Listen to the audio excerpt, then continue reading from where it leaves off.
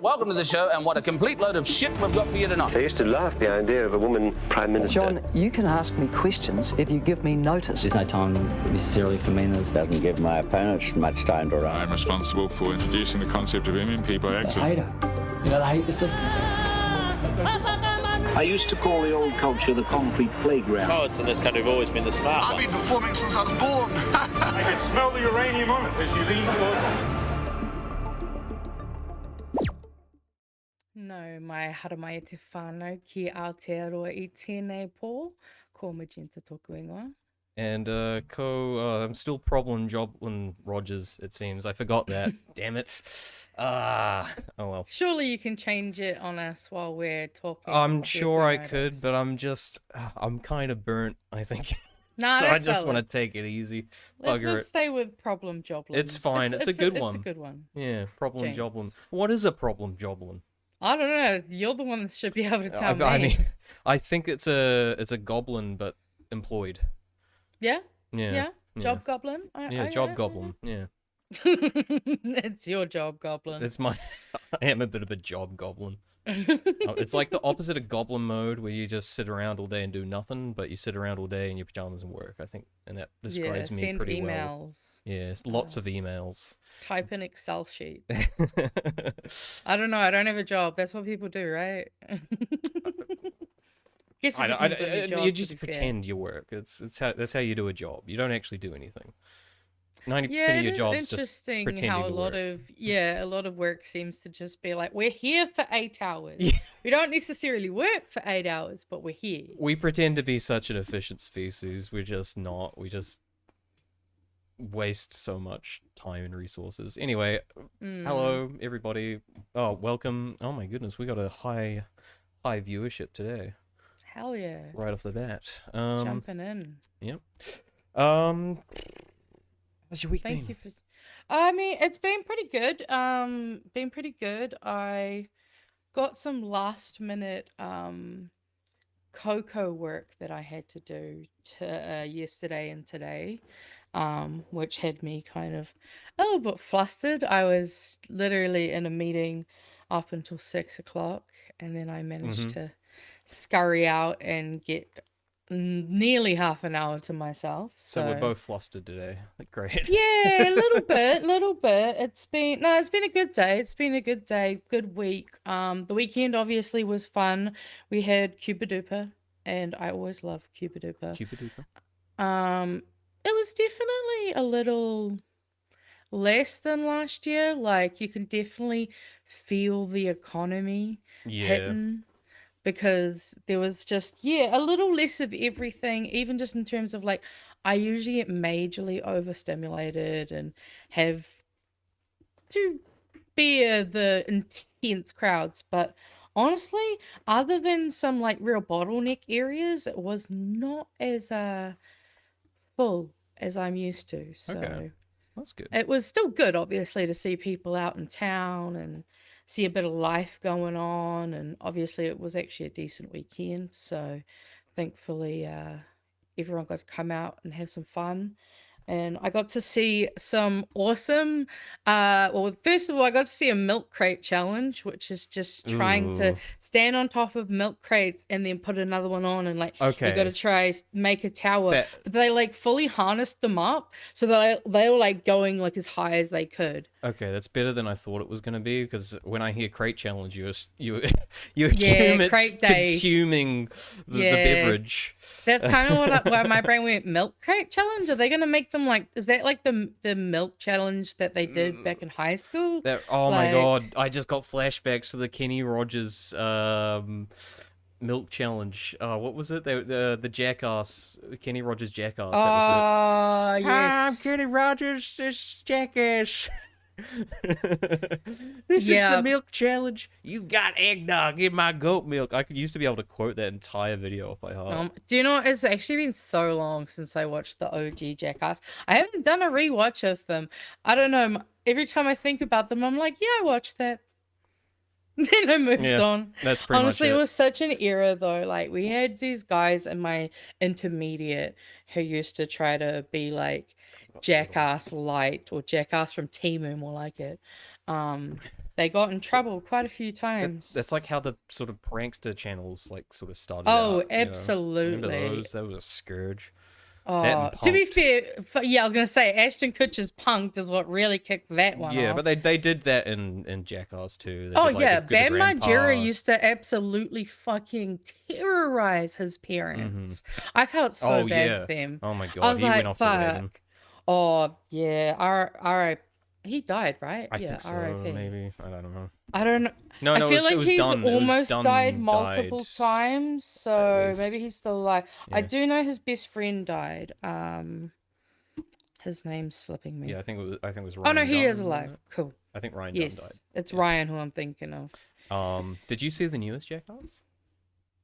They did one I like don't 2-3 think years I ago. have, And but I have been meaning to. Maybe. because what they did a thing where they got like a new sort of young sub crew, and it's like, okay, good, they're gonna sort of pass the torch on, and they're gonna have these guys doing a lot of them. But no, they didn't. Those guys didn't do much in the end. It just felt really uncomfortable watching people in like their 40s who have probably got like back problems You injure think themselves. 40s is also a bit young for some of them. I They're don't getting know. more like 50s. Yeah, sorry, Closer to 40, 50s. 50s, you know, yeah.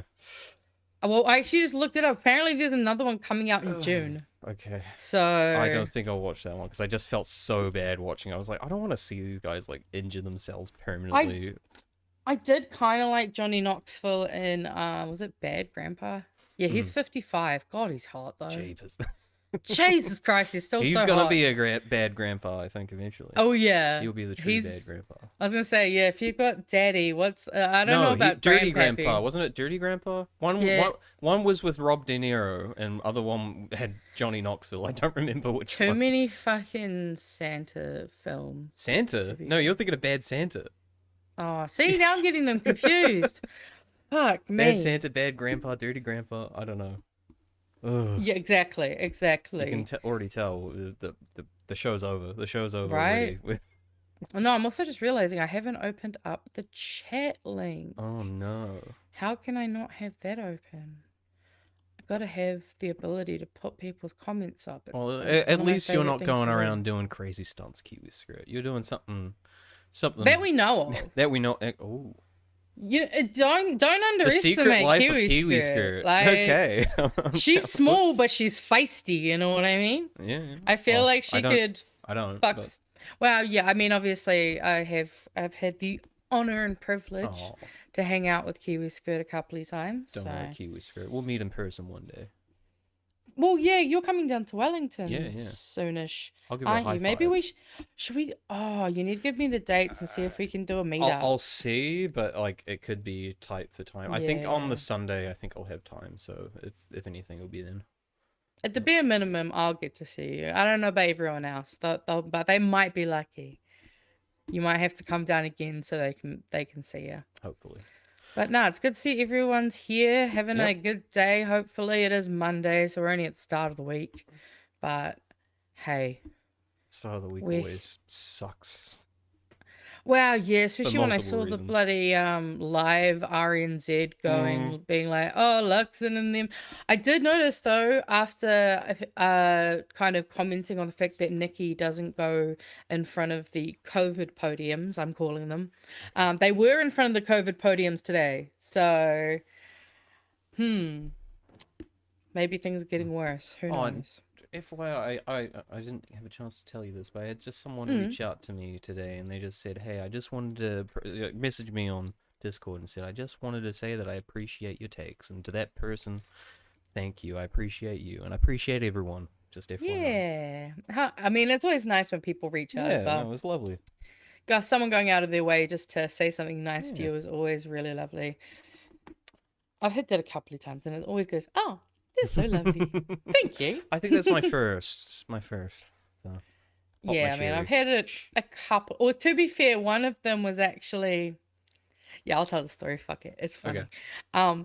So I had someone on Grindr message me and be like, "Hey, I don't know if you remember me from the school that we went to together, but you know, you helped me and like talked to me about, you know, him wanting to come out.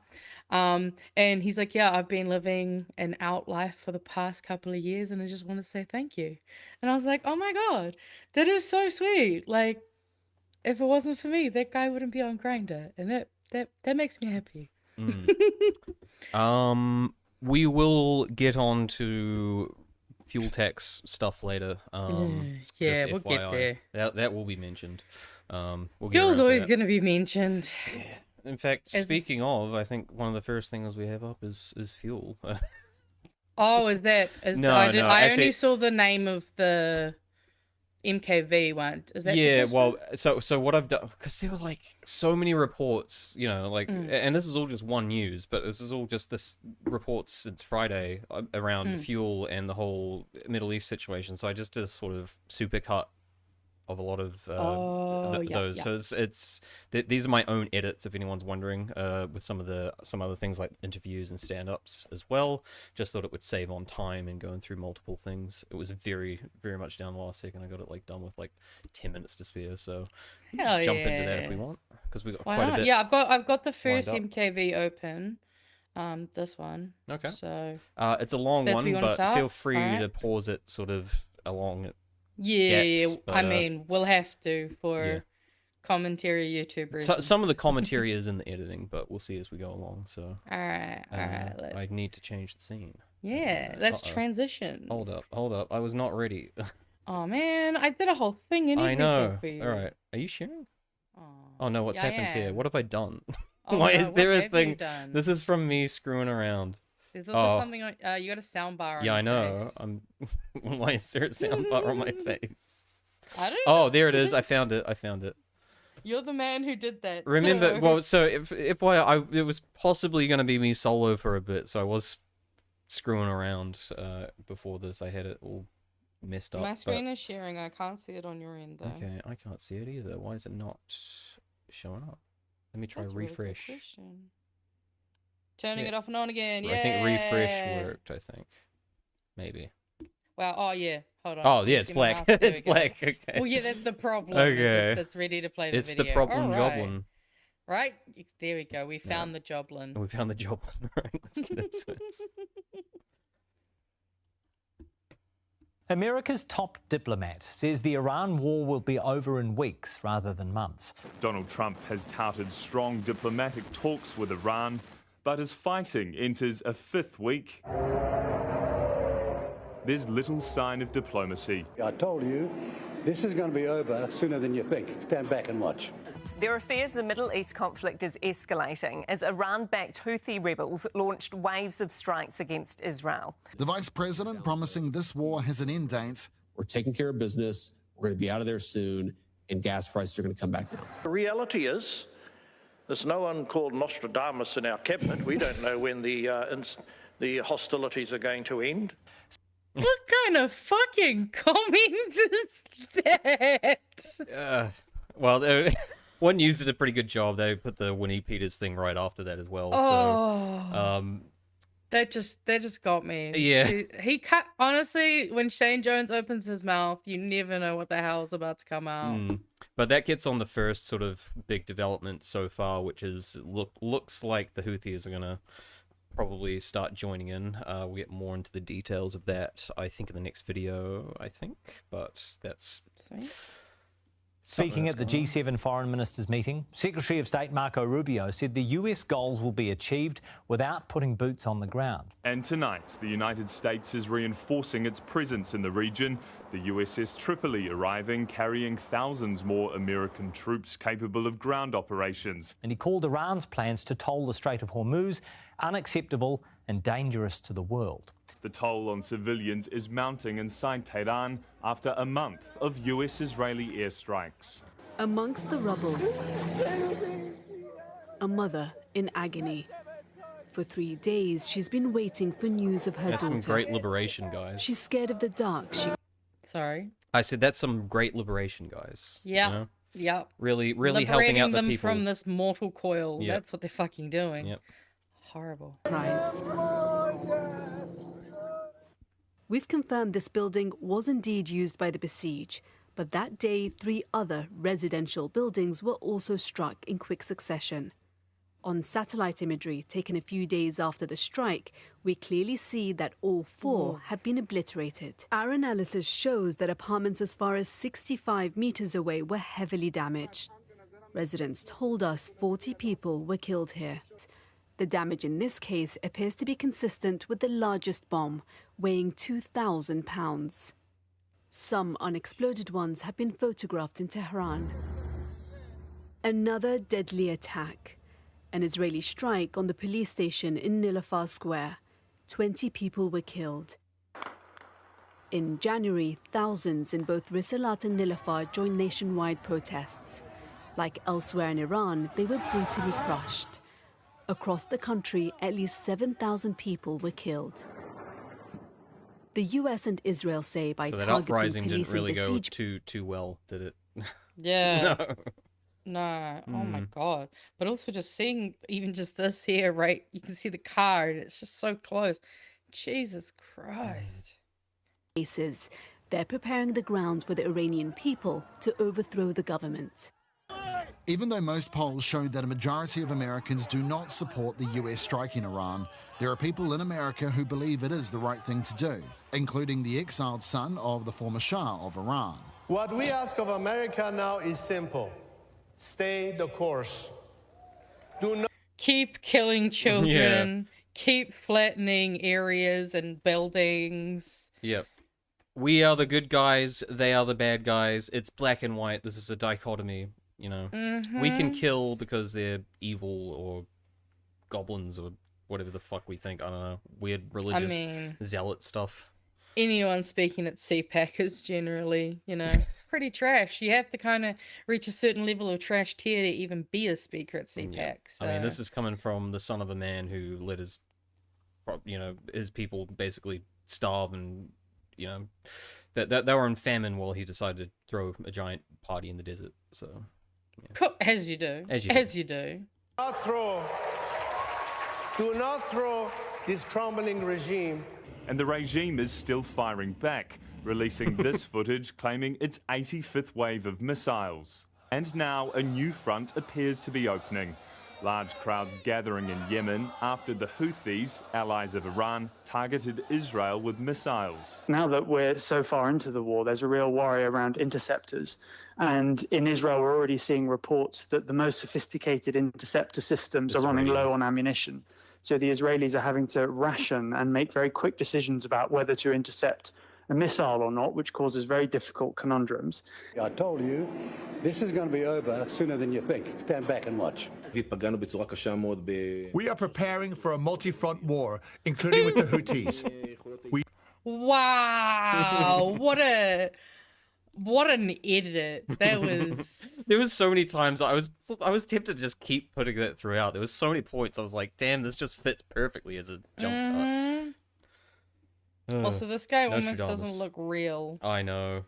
Yeah, they're just all deep fakes now. Everything's fake. Yeah, I was going to say, it feels like AI. I mean, those flags do look fake. Defend Israeli civilians, and as I said before, we act, we don't talk. In Lebanon, the aftermath of a targeted Israeli strike, 3 journalists killed inside their media vehicle. You know, on the one hand, you have Trump saying that the war's going well, the Iranians are desperate for a deal. On the other hand, he's calling on allies to help more and criticising those that don't. The New Zealand government is gravely concerned about the trajectory of this conflict.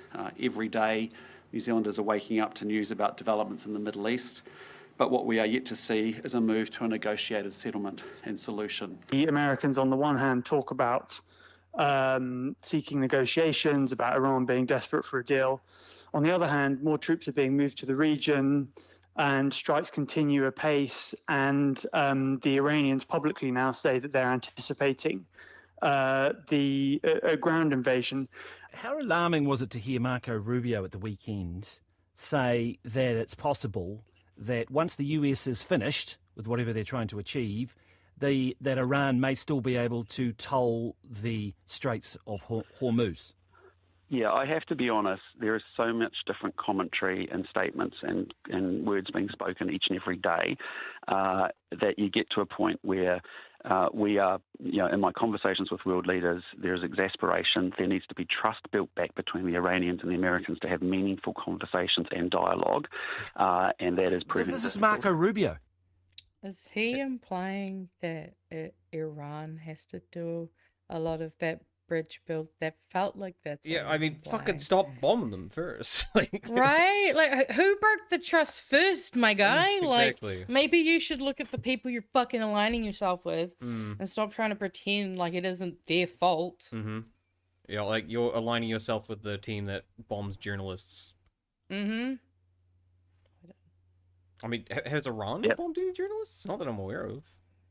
I'm not saying they haven't, but I I haven't haven't- heard yeah, a I mean, single I actually don't know. story about it. So, I mean, I get it, but the point is, what can we control sitting here in New Zealand?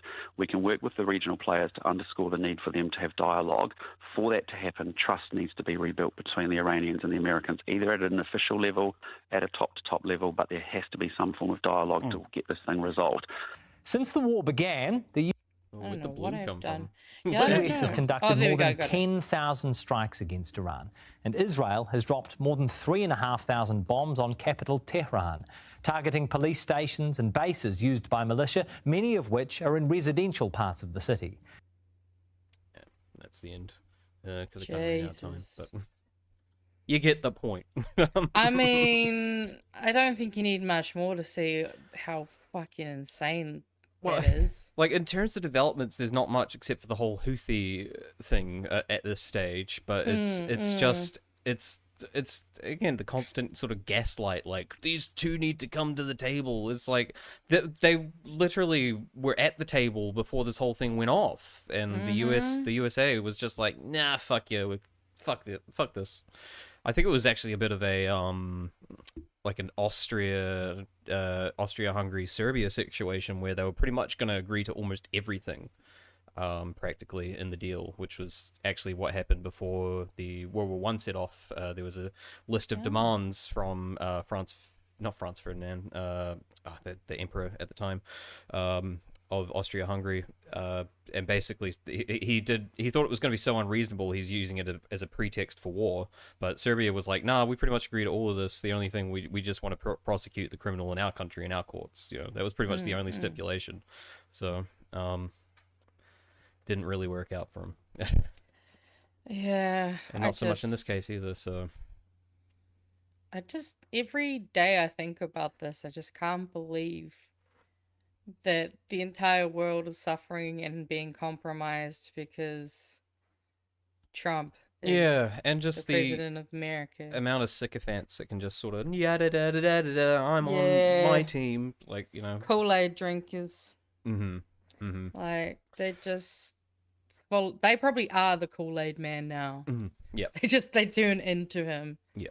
and like, this has pretty much been my concern since the war popped off, is further escalation, more people getting involved. We know the allies around in the vicinity are getting frustrated too. I wasn't sure if the Houthis were going to jump on board because they had been allegedly obliterated, but here they are out of the woodwork. So they're like, no, we're here, we're armed. Even our kids are sporting AKs apparently.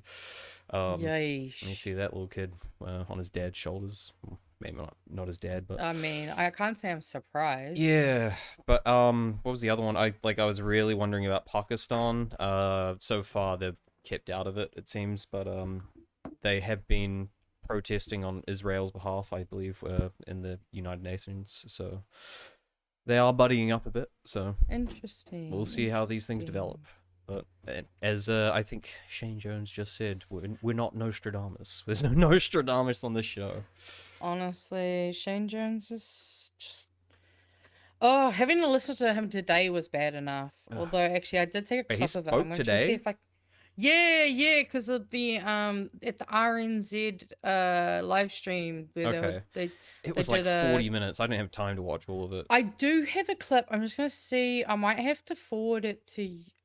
I'm try to figure out a way to get it up onto the thing, because he said something that just like irritated me so badly. So if we have time and if I can, we'll squeeze that in somewhere. No Stedimus. But now we go to Nikki No Worries. Yeah, Nikki No Worries, which this one's a shorter edit, but nice. Actually, I think she's only in for like 2 seconds. Yay! She gets her 2 cents. Operations to keep the fuel flowing. That's what's behind a new national fuel plan unveiled today as the Iran conflict continues to disrupt the world's oil supply. Phase 1 is watchful, so this is where we are right now. Fuel is readily available, but prices are rising due to global events. Access it as you normally would. Meanwhile, stocks and shipments are being monitored. Phase 2 is precautionary, so fuel's still available, but there are signs of supply disruption. You can still get petrol, but consider making changes, such as combining trips. At this stage, there's coordination between government and industry to shore up supply, such as possible regulations to enable reduced fuel use. If disruption continues, we move to managed. An uninterrupted supply to life-preserving services is prioritised. So that's emergency services, hospitals, utilities, followed by transport services. It almost seems like a bit of a jump between At those this two. level, there'll be... Almost a bit of a jump. I don't know. The first two are very samey, you know? You're muted. Yeah, no, I agree. They definitely... Although I'm surprised that we're starting at watchful. I am too. Don't again. agree with that. Yeah, well, if we do play the Prime Minister's, some of the Prime Minister, do you have the thing about him, like, quoting the amount of fuel we have? No. Okay, that's fine. I'll find it. We'll watch. Okay. Well, he basically said we had about 55 days of Oh, yes, I did see a headline diesel. about that. Yeah, which, I mean, it's an optimistic claim, I would say. Yeah.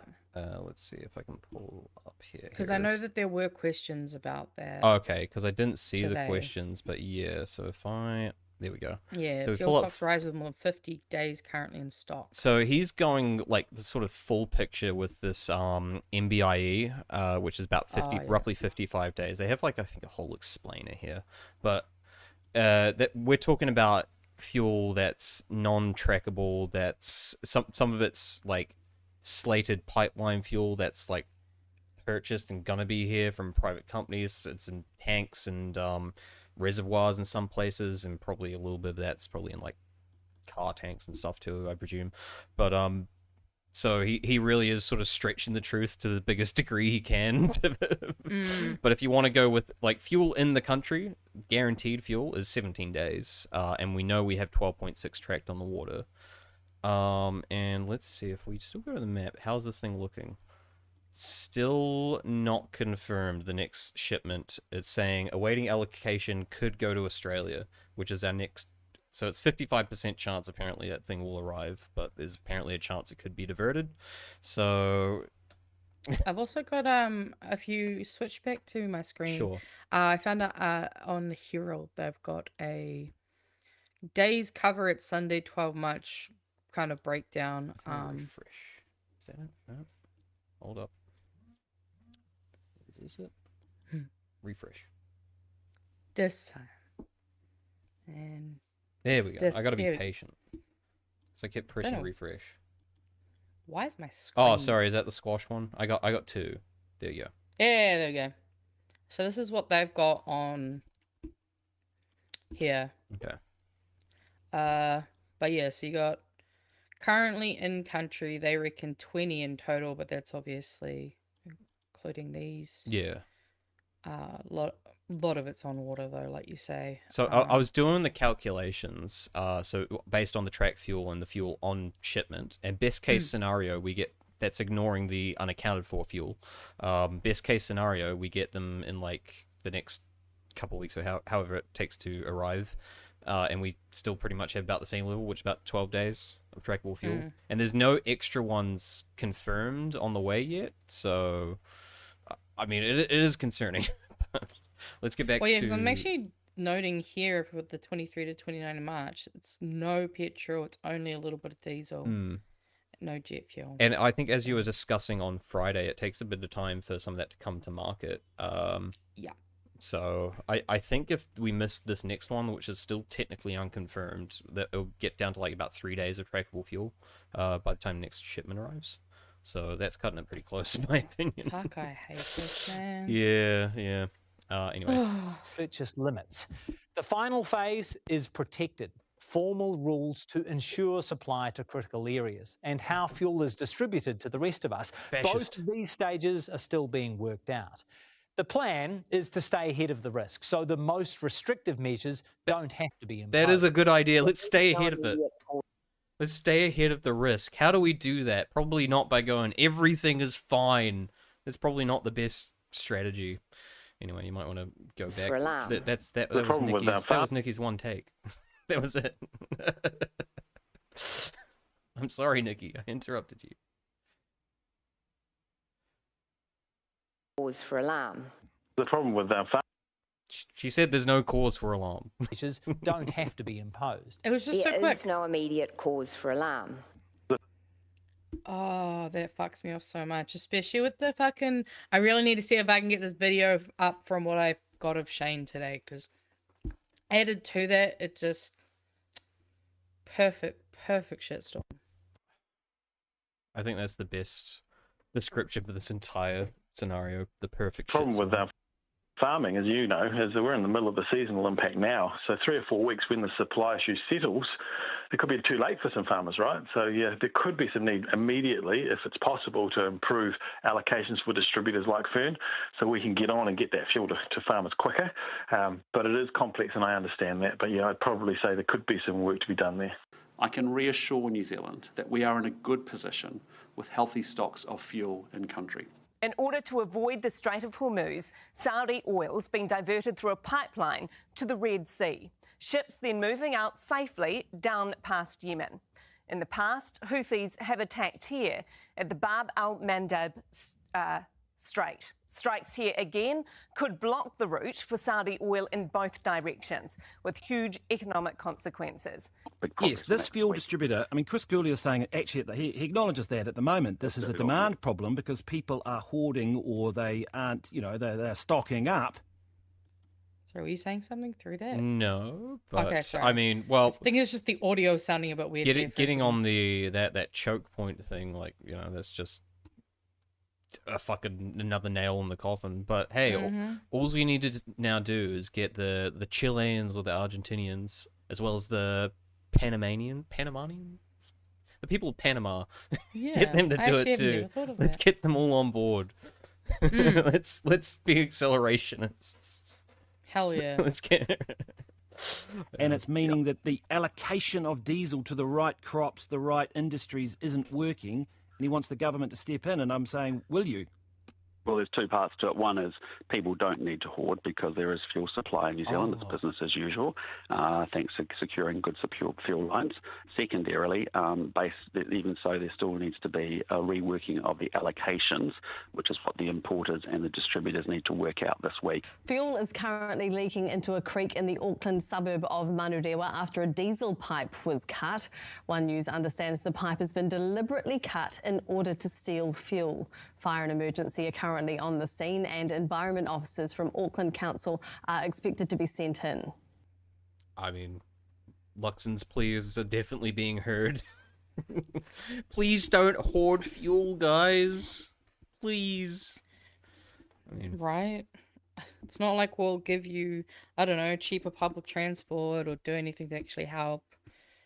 Some of you might get 11.6% of families will get $50 next month. Oh, well, we're almost in next month. We are almost in next month. Nearly there. I did actually manage to get my clip open, so okay. It's only like a minute long, and I think it's about where I need it to be. If it's relevant, you might as well just go right into that. Yeah. This was today at their announcement. Oh, he is there. Yeah. With food, because they had that problem in COVID. But just one thing I'd say, for those of you who are worried whether or not Nicola and I, are moving too early, let me contrast it. What? During COVID. Wait. There was a situation where the last government did not move to secure vaccines. We are not going to repeat that perfidy. Yes, there are risks. Yes, it does represent a fiscal burden, but you'll be the first people complaining in the event that an unexpected sour range of events take place and we hadn't been proactive. So that's the decision that we've made today, and Cabinet, then I look forward to actioning it. Mate, it's so much. Was he just saying that the previous government moved too slowly during Yes! COVID? Are you Yes, kidding that's why me? I was so mad. What? I literally, like, the second he said that, I had it open on my phone and I was just like, take it back, screen record it, because I actually needed to, like, watch it again to believe what I heard coming out of his mouth. This man needs to be like, put this man in the fucking America's Cup. Like, he is an expert tacker. Like, he can just go whoop, other direction, just like straight away. Like, we've changed the narrative. Remember when he was fucking like New Zealand first non-stop talking about like concrete being poured in Marsden Point, and there's literally a video of him going, "Yes, we went to Marsden Point, and there was no concrete in the pipes." It's like, so why the fuck were you saying it? Right? Especially with all of the fucking COVID inquiry stuff we've been having at the moment, going on and on about how they were too quick to do this, that, and the other, and now all of a sudden, just because it's fucking somehow convenient to them, he's like, oh, no, don't worry about it. And no one is fucking saying you guys are moving too slow, too quick. They're saying you're moving too slow. You're going way too slow. Right? That's exactly what I was thinking. And I just, it blew my mind to see him say that. I was Levels just of like, fucking fail. It was like a Jenga tower. Jesus.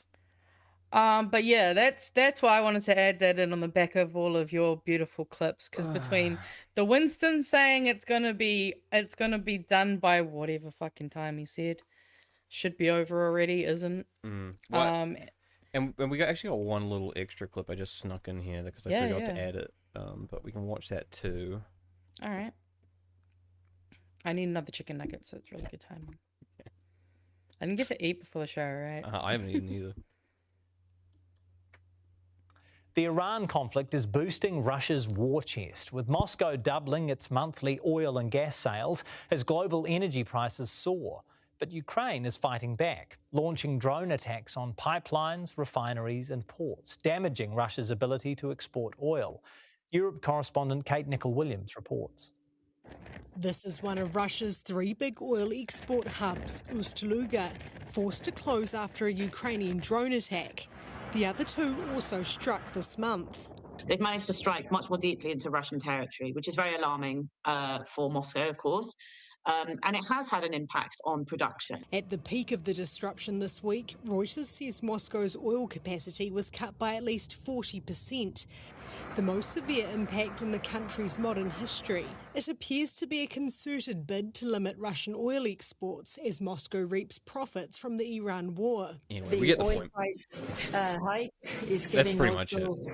Russia a possibility to fund this war again, which is really not good for the Ukrainians. With Iran You can pause it, blocking the Mitch. Strait of Hormuz and the US temporarily. Yeah, that's pretty much it. But basically, yeah, I just thought that was interesting because they've previously discussed the possibility of importing Russian oil as an alternative, taking down the restrictions of importing that.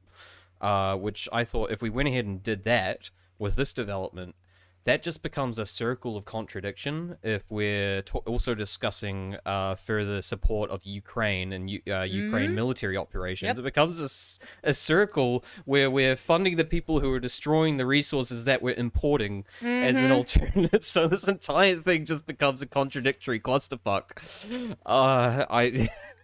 This is just the biggest...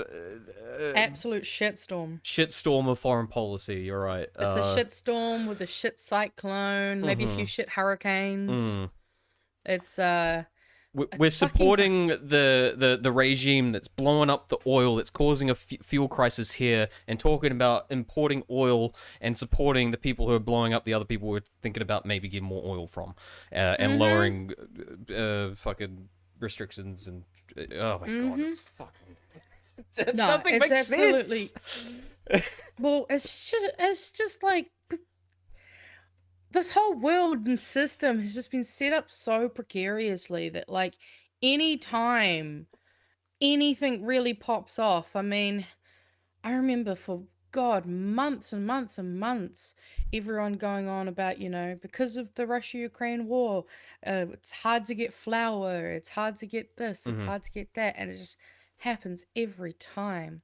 And I did notice this comment here. And while I understand, wanting to be self-sufficient, just producing oil is not really how it works. It has to exist there to begin with, so that's not necessarily as simple as that. And not Also, just exist, you have to find it as well. yeah, exactly. So it's not like we have metal detectors to be, oh, cool, it's there. No, you have to do a lot of damage to maybe find something. So that's not really, a productive route to go down. It's more the fact that we should think about how can we transition a lot of the stuff we run on to solar and wind. Maybe We've got enough of it. Maybe we could build a nuclear power plant, but just next to Australia. Oh, I've already heard that about. I can't remember where is considering. Yeah, but it keeps it away from us. Nuclear as a backup for their power issues, and I'm just like, oh no, Can we not do that? That'd be real cool. Yeah. Especially since I also just saw a video today about a nuclear site in the Pacific that might be at risk of leaking toxins into the water. So that's cool. Yeah, you have a lot of people still very much, and they are technically right. It is one of the greenest energies, perhaps the greenest, inarguably, but that doesn't address the point of when shit hits the fan in a nuclear fucking power plant, we've seen the results. And I've seen people being like, no, we got everything under control, got all the fucking resources, the procedures and everything. And it's like they fucking said that during Chernobyl. And, we also have that in 3 Mile all Island. businesses. Yeah, since the beginning of fucking nuclear power being set up initially, everyone's been like, no, we've got it, this all sorted, there will never be another catastrophe again. And it's like, well, look what happens when you get one. You get fucking Chernobyl, you get like mutant frogs, which are Literally, and you have people who even live close to those areas who have generational deformities and effects from it's just not worth it, because it's not worth the risk. Because it's not as serious. Like, I don't want to overblow it. It's not like you walk in those areas and you fucking die. Like, there's literally researchers that go in there who study Chernobyl. They go in there, they're fine. It's prolonged exposure, and it's like eating stuff that's grown in grounds nearby and those types of things. And another issue on top of that is, so if you look at somewhere like France, where they had built they're trying to build another one in France. They've got quite a bit of nuclear sites there that's generating a shit ton of power, which they've had no issues with. But the problem they've got is their nuclear engineers are old and retiring, and they don't really have people with the experience to replace them, especially in the construction stage. That's the thing they're finding is Sorry. Anyway, I was laughing at the chat. I saw that too. I couldn't help myself. That one fucking got me. Jesus. But yeah, fuck. Anything else to talk about this shit sandwich? Cause no, it's just it's all fucked. All fucked. Yeah.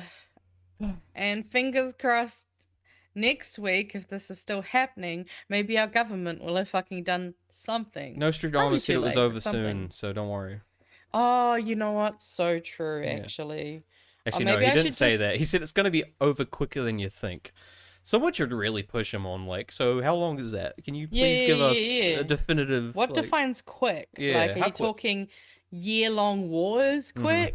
Or... Because, this is... I just wish people would stop making decisions and doing things that just really are not worth it.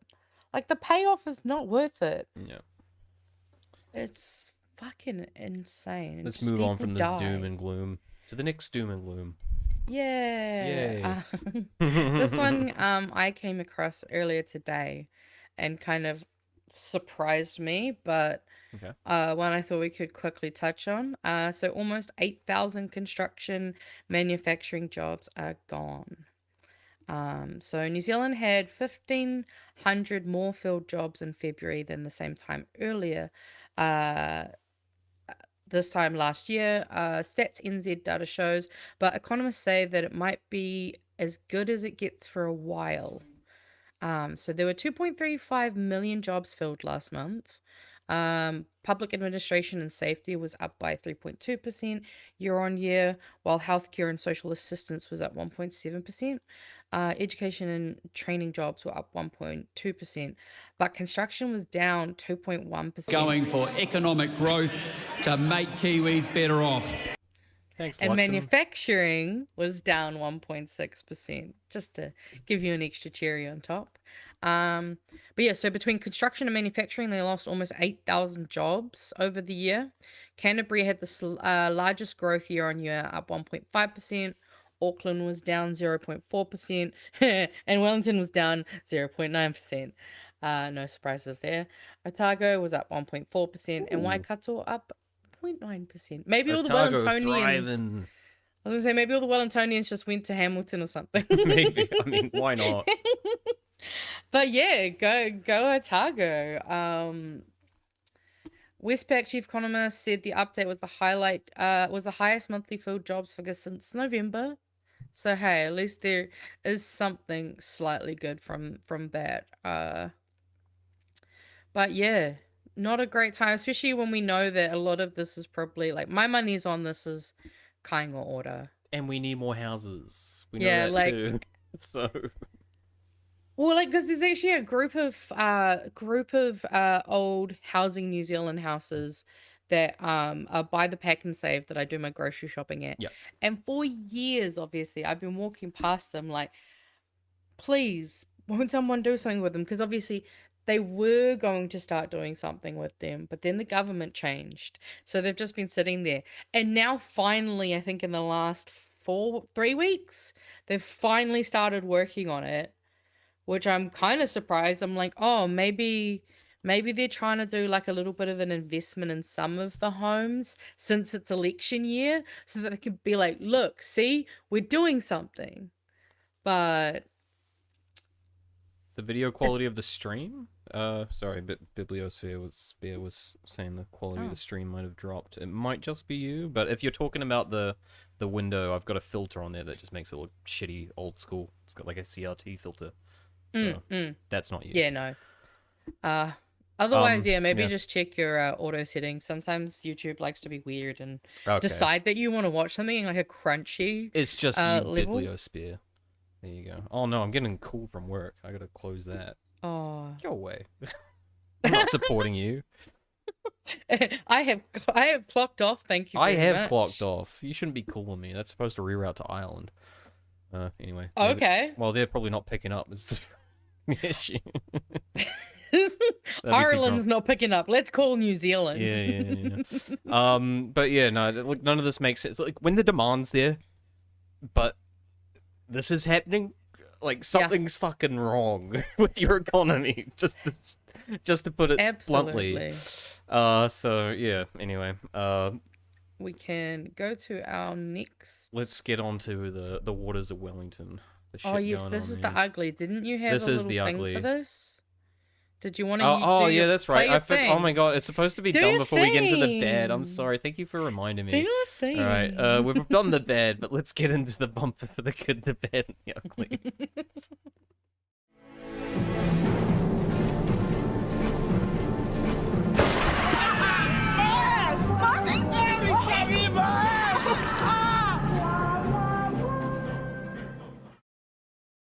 That was actually a little bit relevant, I think, to last week.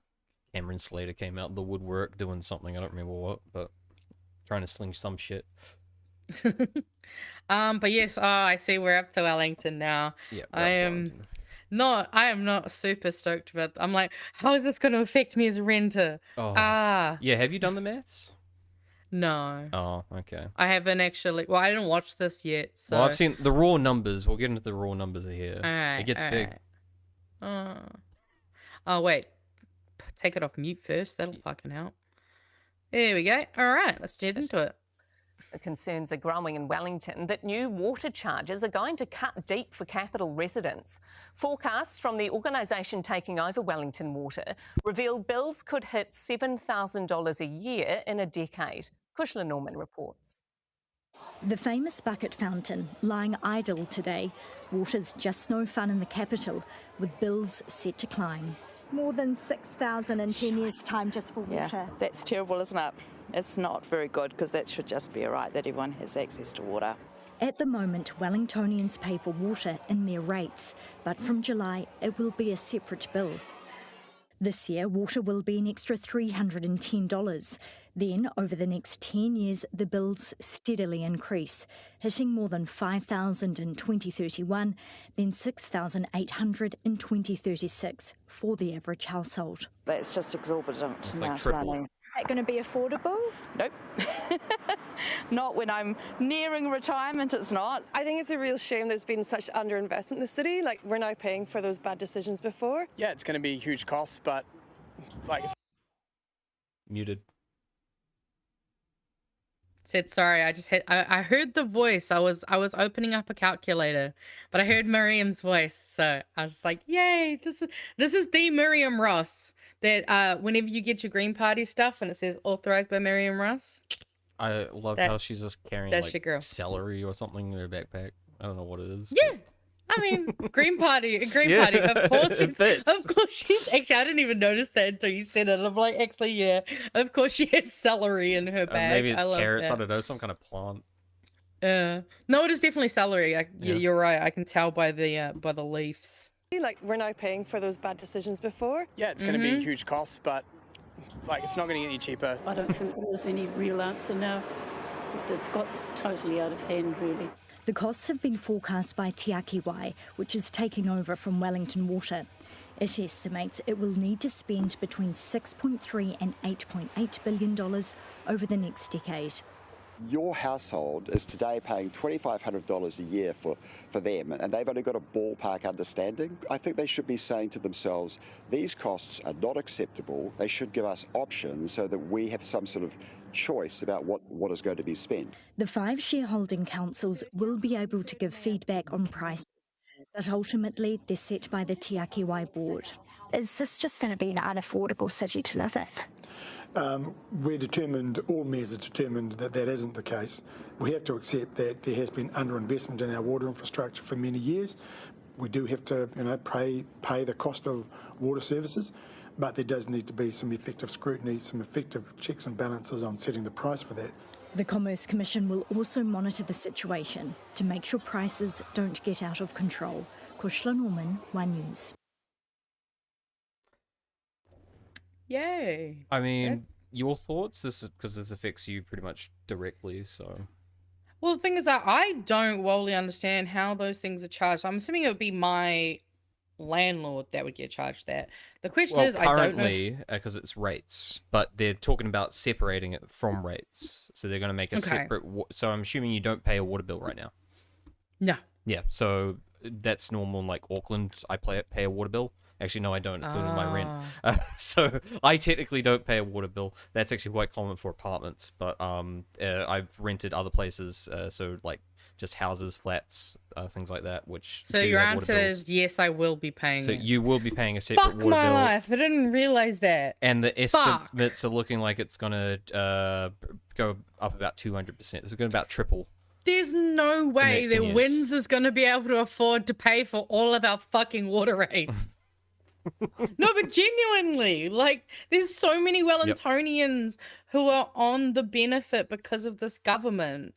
And I can barely afford to pay my bills as it is. Like, let's just say I've got a few bills that are riding that fine line between a little bit overdue to a lot of bit overdue. Yeah. So that's stupid. I mean, it's not like I use a hell of a lot of water to begin with. I'm very conscious with my water use, just not out of a, oh, we have to pay for water thing, but more out of a, everything is a precious resource and I should honor it in such a way of not to waste it, like that's why I'm quite conscious of using power even, I'm like, these things are here, but we shouldn't just be fucking going handy because we can. Like, that's just a stupid way to be. Like, if you're gonna go handy on something, I don't know, eat a couple bags of cookies or something. Don't. I thought the guy with like the crazy white hair had a decent point, which is like they should have presented perhaps alternate scenarios, some choices that at least the electorate could have discussed and had like feedback on, rather than just being like, "Look, this is the way we're doing it."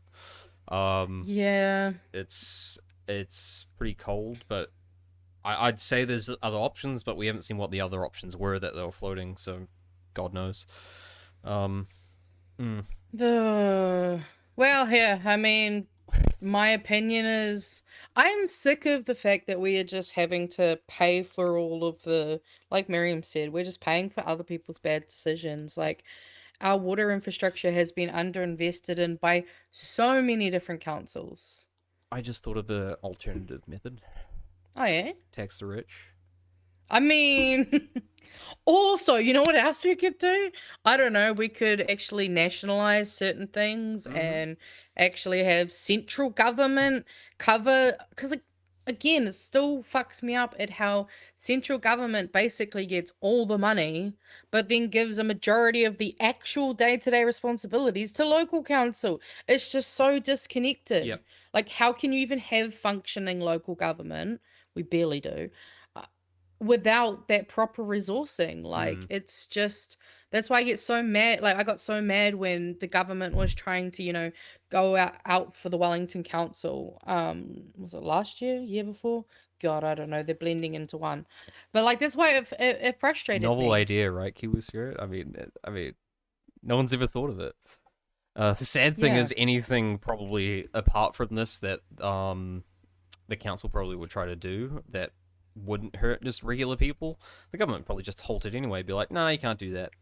So yeah, I mean, it doesn't make sense. These types of things are just going to end up also just costing the government more money. I mean, remember Auckland, like they had the fuel tax. They said nah, and they're trying to fight the bed tax and the rates raising and all this stuff.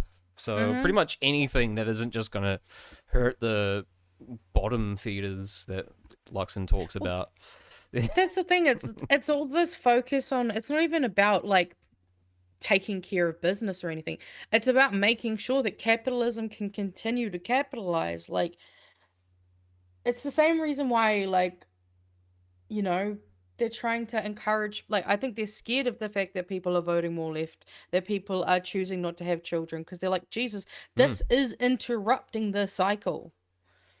Like, capitalism can't exist without people basically being homeless or overworked and underpaid. In fact, speaking of voting, we can actually maybe skip quickly just to this extra that I've got right here. Open up this one. All right. This is just...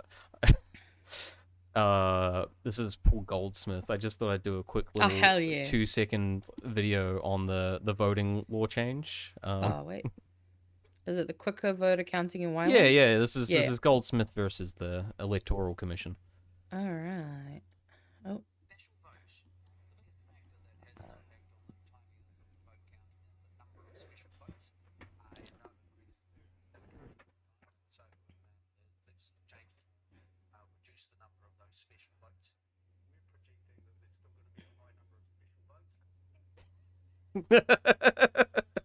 Fucking wild, eh? Yeah. And it's like because he went on to say later something along the lines like we've got numbers that say it'll be quicker. I'm like, who's telling you? The Electoral Commission's not telling you this. So who the fuck is? And we all know it's just again, as you were saying, to crack down. Also, you didn't put the screen on. Oh shit! They didn't see that. Sorry. Well, you didn't need to anyway. But no, they do. Okay. They do. All right. Put it on. You gotta take two. Share with the class. I'm sorry, I failed hard. That's all right. We'll allow it this time. Special vote. The biggest factor that has an impact on the timeliness of the vote count is the number of special votes, and they've increased very significantly over time, and so the legislative changes will reduce the number of those special votes. We're projecting that there's still going to be a high number of special votes. That was it. Yeah. There we go.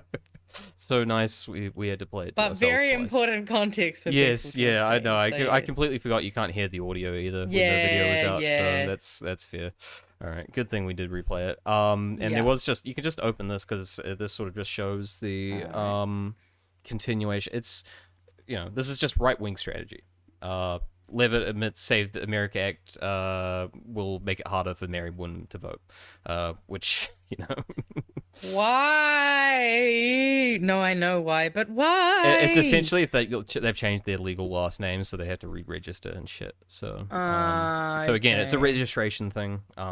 It's all just bullshit. So, yeah, the right just loves doing this because their favorite thing's gerrymandering too. It's always fucking with the electoral system because they don't have enough people fucking voting for them anyway. So, right. I mean, that's why, the Electoral Commission also recommended lowering the voting age. They haven't done that, so... They fucking should. I mean, they should, but they won't because they're trying to not get young people to vote.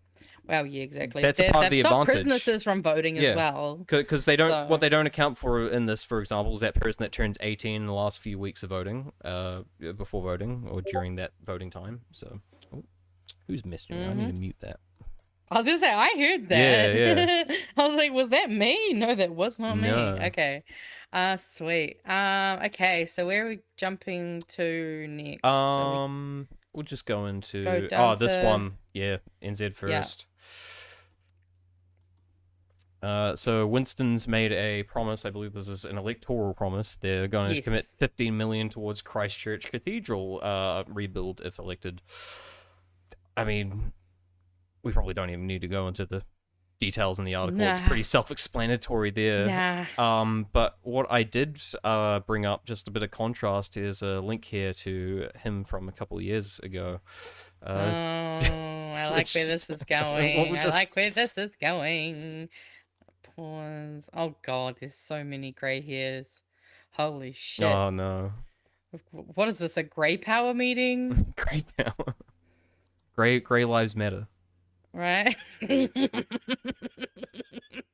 Okay, let's listen to what Winston has to say.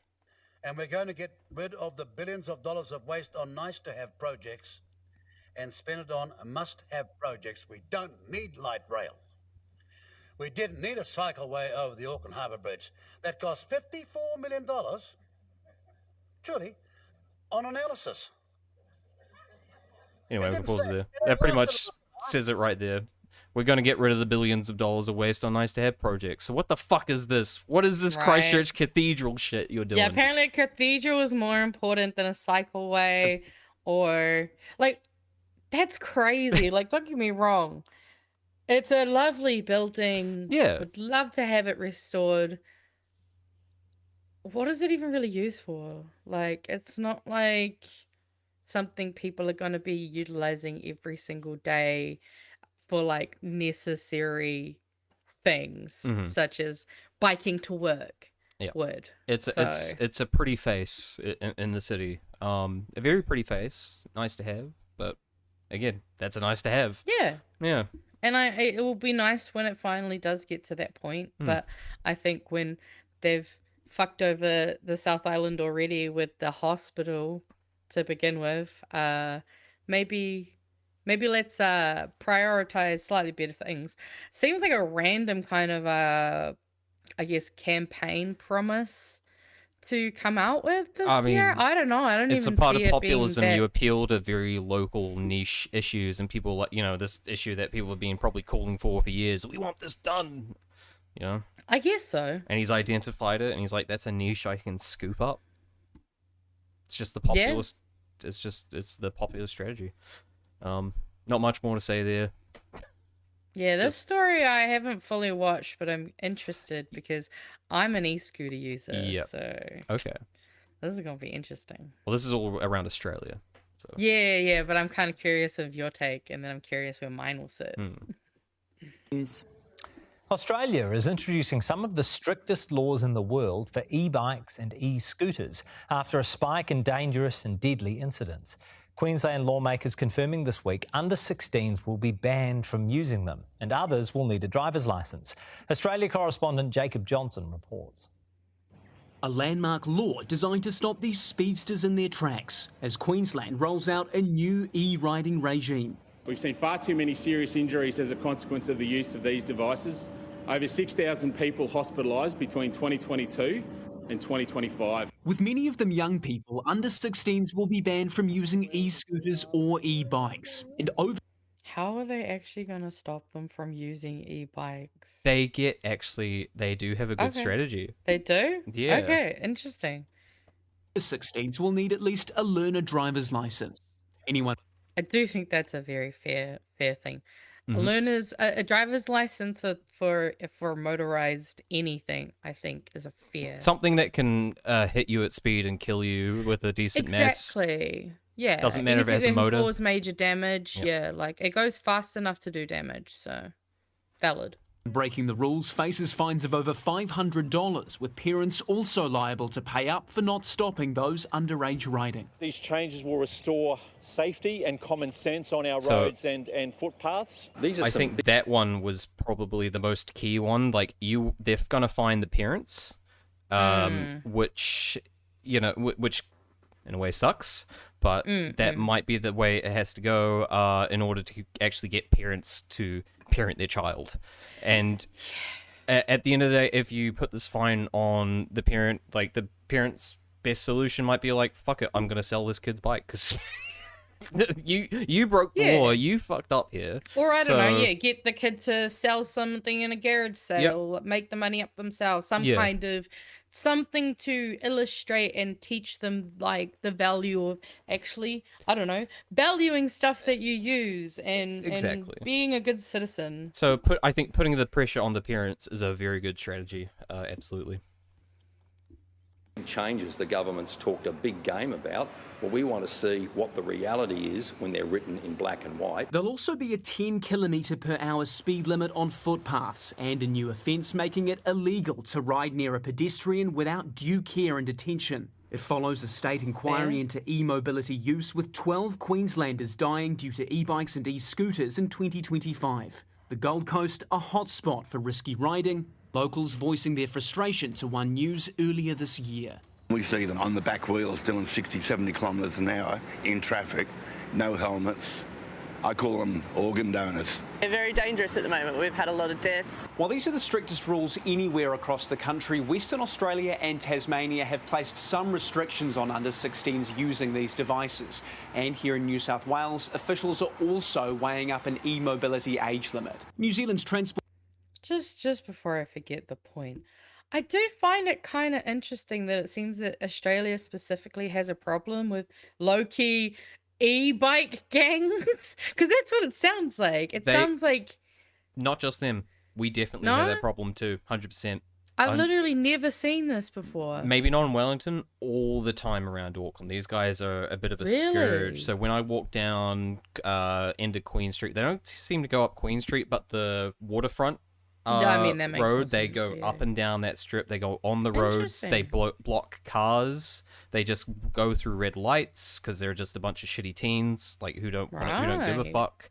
I've seen videos everywhere on like Auckland subreddit. They go up the NXT route, which is the bus only blocked off highway. Like I've seen them riding up there. Interesting. Yeah, so they're really it is quite a prevalent issue around here as well. 100%. I wonder if that's just because I don't think I've literally not heard of that anywhere. And I don't go outside that much, so the fact that I've seen them several times. No, that does surprise me. Yeah. Because obviously I live in the center of Wellington. Like I see a lot of stuff. I see the old person who gets an old milk crate and uses it like a seat for one. But yeah, no, that just seems quite crazy to me that they have kids literally.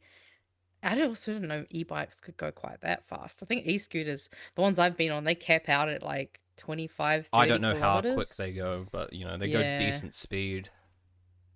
And Minister Chris usually no Bishop helmets. telling One News he's watching what Australia is doing, but there are no plans to follow suit yet. He says a proposal to allow e-scooters to use cycle lanes, which is happening in many places already, is on the cards, but that's about it for now. Back in Queensland, an education campaign's in the works before the strict new laws come into force in July.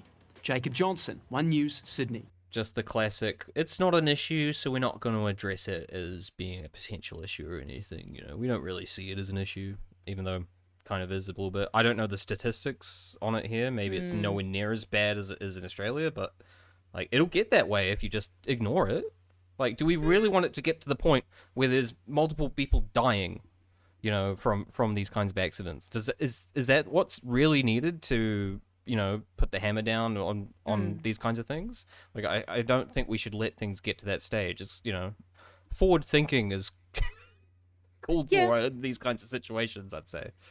I do think, though, in the priority of things we have going on at the moment, in my opinion, seems like it's quite low down, just because it sounds like it might be really only Auckland has that issue, and I don't necessarily think it would migrate out of Auckland, because do you know what I'm thinking when I was watching that footage, especially near the end? Yeah. Why do we not invest in having like skate parks and, you know, bike treks that these kids can actually go and hoon around and have fun on and actually get out, like they clearly have a need that they're trying to fulfill. Yeah. And I mean, we've seen like skate parks have died for a little while, and now all these e-bikes and scooters and stuff are a lot more popular. We should be investing in kind of having more parks and spaces for these teens to go do rowdy shit and be in kind of more located areas. You should take Bishop's job, because that was a way better defense of not doing, you know, I'm not just trying to doing think it. of the psychology of it all, you know what I mean? Like, but whenever it comes to acting out, it's always because there's an unidentified need that isn't being met generally. Yeah, no, absolutely. But you know, his response was basically, "No, we don't plan on doing anything about it, really." Whereas yours was like, "Hey, maybe now we have higher priorities." But he could have said something along like that, like, "Hey, we are considering these things." But but it was I'm not basically surprised like, this government's not going. You've literally seen how they're acting about a fuel crisis, and you think they're going to give a shit about this? No, the fact they're even thinking about letting us have the bike, like, because I do think it is a glaring issue that we technically you can't legally ride them on the road. Even though often people, like, I know I try to, where possible, ride on the road, because obviously pedestrian crossing. I believe it's a legal grey area. Yeah, and that's the thing, is they don't belong anywhere. So I think, but I do think it could be a really good idea to potentially introduce that licensing kind of aspect, because, you know, same way you can get a moped when you're on your learner's license. You know, you still at least have to have some form of like license. You have to even think about doing that kind of stuff that shows a level of at least trying to be responsible. I mean, and when it comes to the e-scooter part, I mean, I guess I'm okay with the speed limit restriction if they want to bring that in, but I don't know. I'd like to.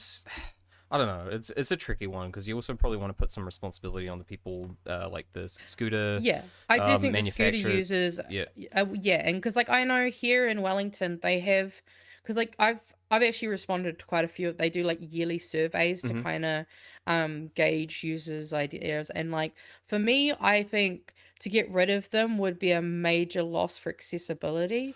Like I myself find that I attend more meetings and things I need to do because I have access to those, where I would not actually otherwise go.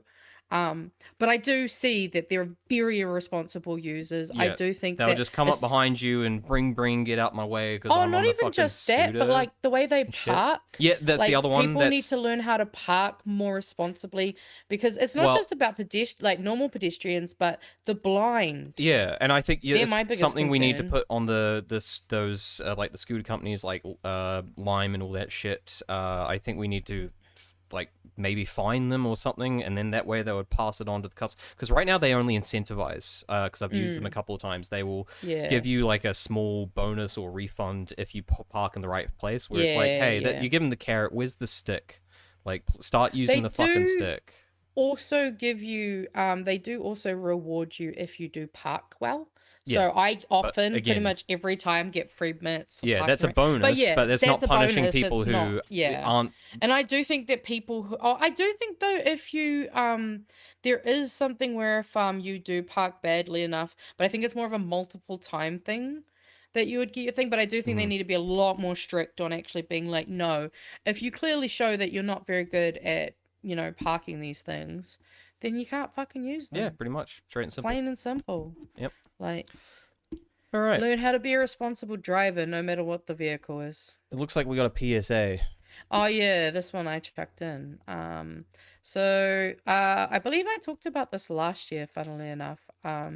So last year, people might remember that Internet New Zealand were having I think it was an annual general meeting, where essentially a bunch of people from the right were going to essentially try to remove or block the inclusion of a te tiriti aspect within their constitution. So a lot of us kind of rallied people to join. I am pretty sure Mr. Arvid's actually joined in the chat. So people joined so that they could obviously vote at this meeting to try and block this. But essentially, it's going to be happening again. So they're just reminding people to renew your memberships for Internet NZ, because that's the other problem. So it's a paid thing, so it's only for people who were able to do it.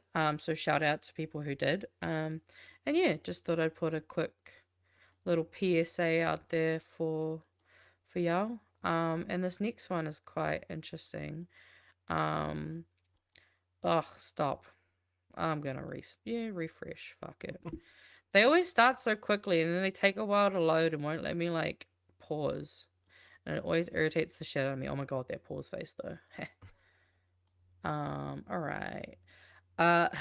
This was just a crazy video that came across my timeline that just, the beginning made me angry, but then funnily enough, there's a really good idea mentioned at the end of here that I think could be useful, again, when we're talking about New Zealand trying to, I guess, utilize energy more efficiently.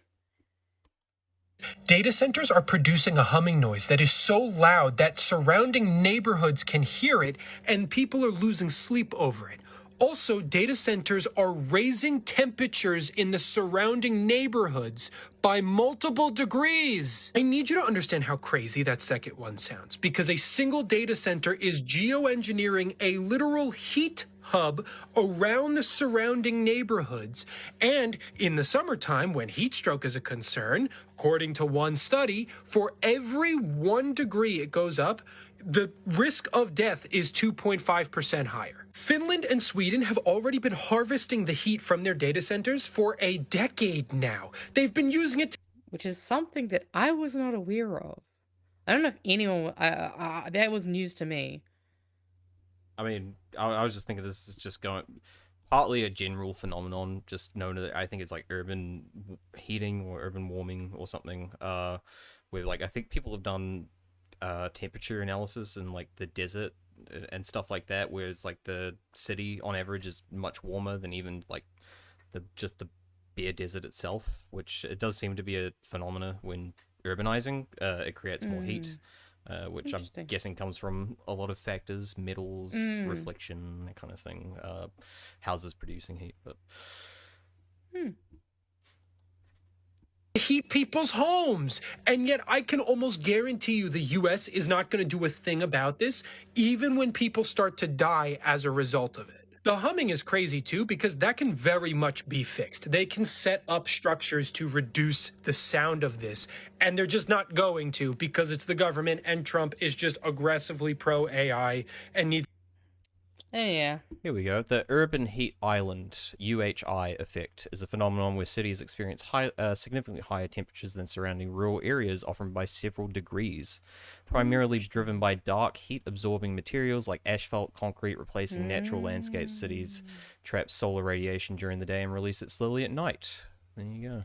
Interesting. Yeah, so it's an inherent phenomena on its own, but I wouldn't doubt that these things are probably adding to more. the problem. Yeah. Well, I mean, even just the inherent fact that it's humming, that would in well, they're not a itself- city; it's just one factory. Yeah. So the fact that it's and- raising by a few degrees, you could see what like a whole city of that shit could do. Ooh, yeah. I mean, 9.1 degrees is a significant amount. And it just made me think of the fact that they're trying to build one here. I'm like, hey, if you're going to build it, can we at the bare minimum follow Sweden and actually harvest and utilize that shit? Because that would be smart. But this current one obviously won't do They're not that. building a data center in Otago, are they? I thought that was Southland. I hope not. I don't know the South Island well enough. So Is that why we have in the more chat building will- down there? Maybe. But no, I guess we'll jump on to your next one. What was it? Oh, this is New Zealand First again. Yeah, it was just new. I Guess didn't who's back? even read this one, honestly. I just again. read the title, but it was just When he's back. they just want to declaw dock and all that rubbish. I mean, do we want to go? Do we want to? Okay. Yeah, basically. Nah, it's drill baby drill. It's we just don't the need to go same any old shit. further. It's more drill baby drill. Fuck it. I don't want to talk more about Winston Peters and Honestly, NZ so. first. Hey, at least we get to talk about Wayne Brown next. And Okay. like, actually, high key, like Wayne Brown, I feel like maybe Chloe's been rubbing off Being on a him, weird eh? ally, yeah. Since I that think summer video, It's that contact theory. I really Contact feel like theory. that contact theory is like breaking the brother down a little. So, because Yeah, I haven't, was I haven't really- heard him talk about traffic lights in a while, so. But yeah, so I came across this mostly because of the photo. So I don't know about you guys, but I've never seen Wayne Brown look so sad. Is that his wife? I I don't know. Whoever he's doesn't next to say. is very colourful in contrast. I don't know. He's all grey and she's nothing but colour. I mean, I'm gonna be ageist here and assume that's not his I wife. mean, I don't know. Maybe it's his daughter. But at the same time, yeah, like I don't Maybe know it's this just someone man. he works I don't know with. his life like that. Yeah. Or it could just be someone else from a general meeting that Yeah, he kind this- of knows. It could just be some random, but I do like the contrast regardless. But yes, Wayne Brown says government should promote public transport over driving. Yeah, so Auckland Mayor Wayne Brown says those struggling with the soaring petrol prices should be taking public transport, not getting an extra $50 a week. So yeah, almost 150,000 families, or 11.6% of families in New Zealand, will be receiving a Okay, that's financial. Definitely not his Hmm? wife, just FYI. Yeah. 100%. I figured. Yes, so they'll receive a financial support as part of the government's fuel crisis package. But Brown believes the government should put that money towards promoting public transport. There's a crisis at the moment with fuel. It's a golden opportunity in one form or another to encourage more use of public transport. $50 isn't going to buy them enough petrol or diesel to go in every day. This shows you how expensive it is to drive your car into the city. It's slow, it's annoying. Yeah, I can tell you it's definitely annoying. I used to live on the shore and I drove into the city. Yeah. Catching the bus for $50 a week is bloody cheap. We should be advertising that. That's where they should put some money. Yeah, and if you take on top of that the government's payout of the $50, that would pay for it. I Right? didn't realize you have a max of 50. Sorry, I was just reading the second half of this too. I didn't realize you guys have a $50 max a week and it just caps out. Huh? What do you mean? It says Aucklanders pay a maximum of $50 a week for buses or train. I don't. Brown suggested the government could lower the Auckland Transport Hop Card fare cap to $40. Oh, okay. I So didn't- it's once you paid that much money, you can just keep Oh, using that's it. only when you're on Hop Card, though. Yeah, that's right. Yeah. Yeah. So that is one of the reasons that people still use Hop Cards, I believe. So if you're traveling that much on public transportation, like yeah, definitely. I'm not. I'm just walk to work, yeah. but yeah, I see for a lot of people that would help. Absolutely. Absolutely. But yeah, he just goes on to say that basically, yeah, I like this line actually. To pay people to carry on doing exactly what they did before when we know it's not a good idea to have everyone driving into the city strikes me as dumb. Well, because what was it, 150,000 people? Yeah. Was it getting that $50? Well, 150,000 families. Getting that $50, but if you lowered that to 10, you could now do 5 times as much and still cost it out as much, and you could pay that out to people using public transport to lower the maximum by $10, and that would go a lot further. I wish we had that maximum. I thought you were going to say, I wish we were the government. No, I just think that's really cool. You guys have Snap cards, don't you? I think that's yeah, like a Snapper. private that might. I don't think that's. I don't. Yeah, no, it's definitely not owned by the council, no. Wellington or anything like that. So it might be because of that. I have no clue. It's also fucking shitty because oh shit! Actually, it might be coming in either from tomorrow. Yeah, they have April 1st or June 1st, one of the two. Where they're changing the prices of busing. It's going up again. Basically, they're now taking the 50% discount to 30%. Mhm. And I think, yeah, all of the fares are going up by a certain percentage. So they're making public transport more expensive. Is really the crux of that. But let's go into some more good news. I just put that in good news because Wayne Brown being a socialist is just kind of good news to me. It's good news for Wayne Brown. I agree. Right? But I saw this and I was like so excited to see this because free dental care receives widespread support, a new survey. Yeah, so escalating support for dental care to be absorbed by New Zealand's public health system and to be made free for adults, new research shows. More than 1,000 New Zealanders took part in a poll from Talbot Mills. And yes, polls are polls, but hey, this is great. Participants were asked whether they supported dental care being brought into the public healthcare system. Oops, sorry. Whoa. Oh, shit. I'm sorry. I'm playing our clip. I did not mean to do that. Okay.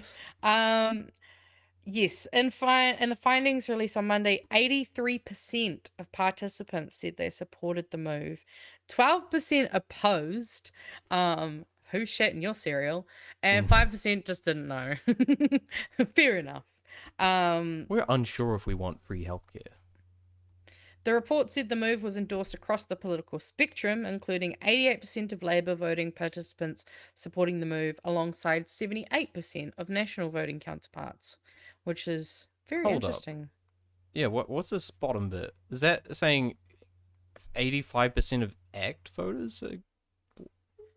I'm confused. Hold up. Yeah, so similar level of support. So out of the vote people in their poll, New Zealand First and the Greens, 82% of respondents were in support. 85% of ACT I'm speechless. What the hell? This is like complete bipartisan support. Where the fuck's this coming from? And Te Pāti Māori, 80%. Jeez. Like, everyone is clocking in around our 80s, really. So okay. That's why I was so stoked. Yeah. Women 87% and men 79%. Luxon, if you want good publicity going in the election, rush it through. I mean, that would be. I mean, if he had a him. brain, he'd do it. Like with these numbers. Well, I didn't queue this up because I'm terrible, but I've managed to find it. It just made me think. So, if people care about free dental for all, it almost seems like there's actually a party who is campaigning. Who is Labour campaigning wanted on it that. too, just for people in their Right? 30s. Oh, Excuse yeah. me. Exactly, but I just think like that's awesome. Like you say, bipartisan. Like you don't get that very often, No. but I think it makes sense. Like everybody who has teeth or who had teeth at one point in their life knows how much it sucks when Yeah. you need to go to the dentist. I mean, I guess to say one thing, like sometimes, a lot of the time with polling, it does depend on the way the question's asked. So I would be interested to see the question they asked people for this polling data. But so Oh, they did say it was just whether they supported dental coming into the coming under the public health system. Okay, well So that's very much their clearly exact showing- wording. Then Yeah. So otherwise, I would have definitely called that out because sometimes wording can be a bit fucky and weird. But then again, But- maybe it's just because they haven't heard their master's cool yet. You know, no. Seymour and Peters haven't been like, no, we don't support this. I like this quote actually. But more and more people in New Zealand recognise that our mouths are part of our bodies. Weird. Oral health is health, and it makes no sense for our healthcare system to keep excluding dental. No, you can just replace it with gold. And when you say it like that, it does make sense. And I mean, yeah, it can affect so much. And like getting fucking abscesses, infections and stuff, that stuff can be deadly. Yeah. So, I mean, this is just it's good to see that, you know, I guess if the Greens and Labour really push on free dental for all this year, that could be another way to help bring them to the dark side, where we have human rights. But yeah, that's that, and we'll go into our last bit of good news. Exciting news. Which I was very excited to see this as yep. well. I mean, it's a short little story, but the takahe returned to Hawke's Bay Sanctuary in a major boost for the species. Let's see. Let's read this article. Can I get a bigger... You have the link. Hold up. I'm going to make it bigger. Oh, no, that's... we can't read it. Okay, do you want to read it out? Because I can just read it. Yeah, you just I was like, it. why don't you just open the link on your computer? If I did it all on my side from the It's go, fine. whatever. I'll do it. Endangered native birds are making a comeback in the Hawke's Bay, with new takahe breeding pairs released into a protected sanctuary at Cape Kidnappers. Fuck. I didn't... Oh. I'm pretty sure I know which side of the treaty named this cape. Are you sure that's not a native word? I'm sure. Okay. The rare flightless birds have been introduced to the predator-fenced Cape Sanctuary, which surrounds the Cape Kidnappers golf course, marking another step forward in efforts to rebuild the national population. The release is part of a long-running takahe recovery program, which aims to grow numbers and establish secure breeding populations across Aotearoa after the species was once thought extinct. Provides a safe environment free from introduced predators such as stoats and feral cats, giving the birds a better chance to breed and thrive. This is such a happy year for some of our rare bird species. You know? Right? The kakapo have been popping off, making all their babies. The peninsula in Otago was cleared. So many good things going on for these guys, despite all the setbacks. Predator-free despite all the setbacks from the government, right? Say we can now murder Kiwis. And everyone's like, no, fuck you. We're still going to do this anyway. Yeah. Because, I mean, that's what Wellington's doing. They're just like, you cancelled your predator-free thing, but, like, we're still going to do our predator-free thing. Although, let's be real. We all know why they don't like predator-free. It's because otherwise we'd have to kick people out of their parties. I thought you were going to... Okay. No. I was... see, it was relevant. It was relevant. I wasn't going to completely take us off tangent. But God, I'm sorry, I can't read any more of that because just keep saying Cape Kidnappers and I'm just... Well, speaking of kidnappers, let's get to the next one. Oh. We got the Kit Kat kidnappers. Oh, yes. The Kit Kat nappers. The meme news. The meme news. It's meme news. If you know, you know. Nestle says 12 tons of Kit Kat stolen may cause shortage. My God. Have you seen how fucking expensive a block of Kit Kat I know, is at it the moment, sucks because though? I really like Kit Kat. I only like the Kit Kat cookie dough one. Yes, but it's so good, right? It's so good. It's so good. Oh, but the blocks are already so small. They make that one smaller than the regular. You can tell when you buy it. You're like, oh my goodness. It's always the special flavors. They always shave off a few grams. And this is a company that owns most like water in the world too. Oh yeah, this is a company This that piece of is shit. raping and pillaging the earth. Yeah, I'm not sure if he's still in charge, but at some point the CEO of Nestle said he doesn't believe water should be a human right. Yes, I do remember that. But yeah, so a huge shipment of Nestle's crunchy Kit Kat chocolate bars was stolen in Europe, the brand says.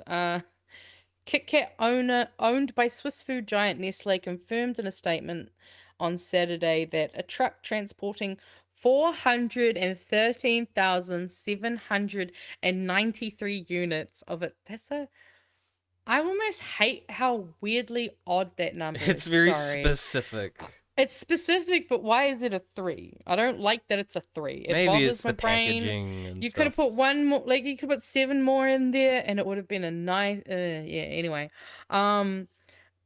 stolen in Europe. The shipment weighing around 12 tons. God, that's a lot of chocolate to It's a steal. lot of chocolate. How the fuck do you even? Where is this has to be being planned. stored? Where is this? Yeah, it's a big heist. I need to see the TV, the CCTV footage I need CCTV footage of this because surely you had to have a bunch of people rocking up in vans. Yeah, I hope there's some like to carry that shit out.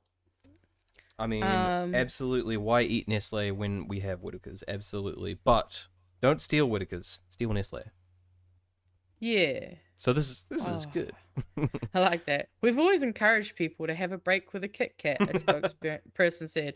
But it seems these thieves have taken the message too literally and made a break with more than 12 tons of it chocolate. They're so self-aware. I mean, that's how they... It'll be like a tax write-off anyway. Like it won't 100%.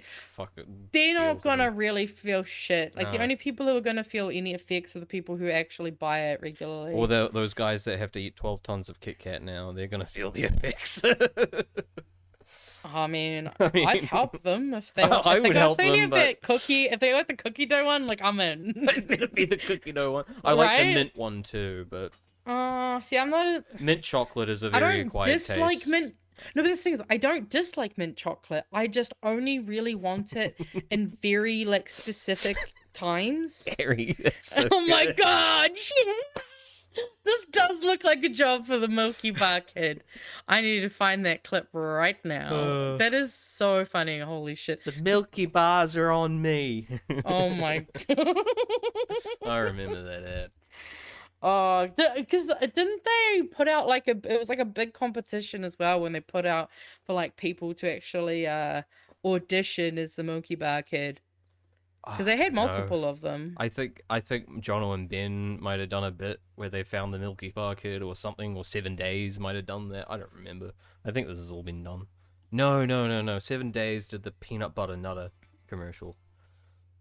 Sorry, what? I just blasted my own ears. You know, I'm a peanut butter nutter lover from Sanitarium. That one. Oh, yeah. Do you know that one? Vaguely. To be honest, I was never the biggest peanut butter fan. I mean, I wasn't either, but that ad was everywhere. For some reason, I guess I didn't pay as much attention to that one. I'm not going to play the music. Advertised too? Yeah, I was heavily I used to be able to recite the like hour-long Magic Bullet ad, which was just... Do you remember the old Magic Bullet ad?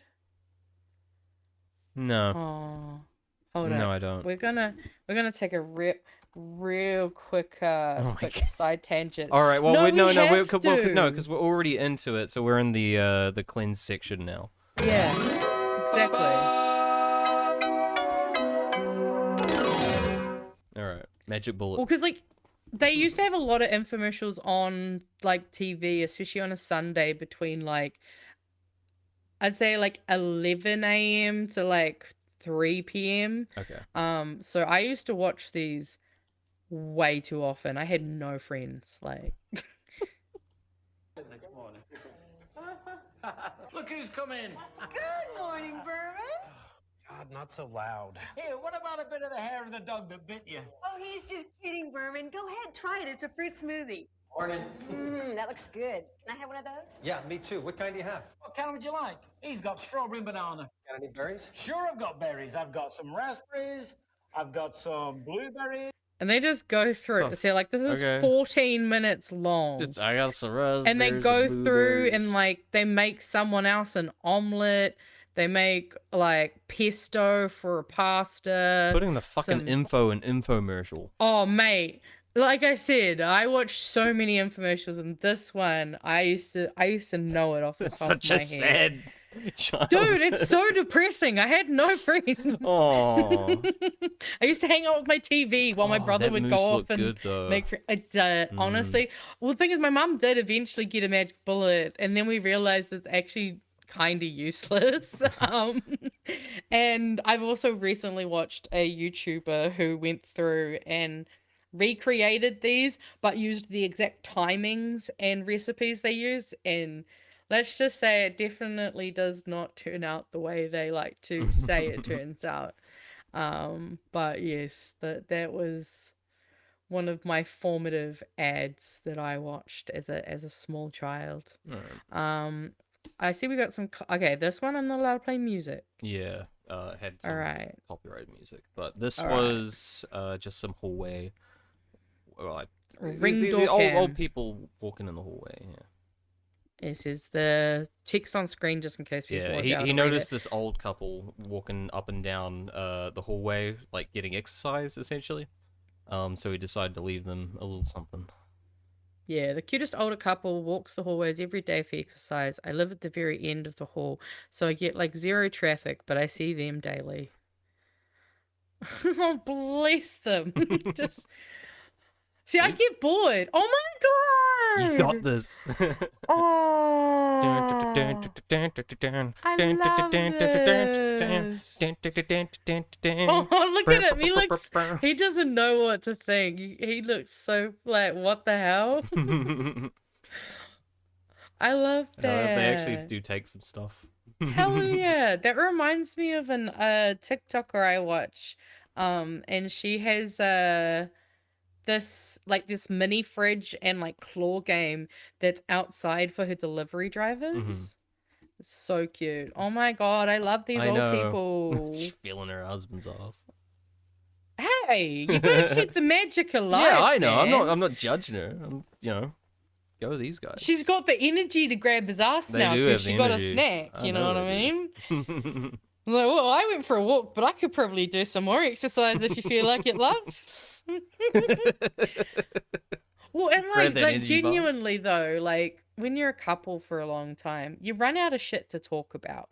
So their relationship's gonna be really fucking feeling this because it's gonna be like, oh my god, we have this cool thing that we can talk to each other about. Just little gestures like that just make me so happy. Yeah, I love that's that so shit. sweet. I think the rest are animals except for the last one. But Yeah, that one's my one. Actually, I'll put we my may as well one in while we're on the theme of the middle-aged. middle-aged. Yes. Oh, okay, dokie. I got a doggy. Oh my god. Morning, Meg. Oh my goodness. Oh. Hi, baby. Oh, the shake. You can just see the shake of So like, happy. I'm so excited. Yeah, that was a Fuck happy yeah. doggo, and now we got a happy. I called it happy hat, lazy hatto. Sorry, because I'm not sure if there's a hat So or fucking a cat. millennial. I think it's a cat by the looks of it. I mean, it's definitely a shit. cat, but Need the sound? not really. But I'll turn up a little bit. What is that? That is definitely a cat. What the fuck? How does he get his cat to stay on that? That's amazing. well, I once knew someone, not like a friend of mine, but like someone in my sister's social circle who they had their cat basically very similar, but like on the back of their neck, just lying. Yeah, like a scarf cat. Yeah, like a scarf I've seen cat. I've tried to do that with my cat a few times. She does not. Yeah. She's like, no, thank you. I'm okay. I'm so jealous of those cat relationships. I know, right? I wish I had a cat that was like that. Instead, my cat just yells a lot and is angry. I'm also just gonna quickly shut some of these tabs that's starting to shut bloody. some of those tabs. You'll be wasting RAM. Exactly. I RAM's also, expensive. no, funnily enough, you know what actually inspired me to stop using too many tabs? Just thinking about the general, like, energy and thing consumption. Again, I'm just one of those people, eh? I start thinking too much about stuff and I'm like, I really should change my habits. Alright, That's when I look the other way on. 'Cause I am a filthy RAM hog, so That's fair. I'll save so you can use. thank you. Oh, is that? It's a hummingbird. Wow. Yeah.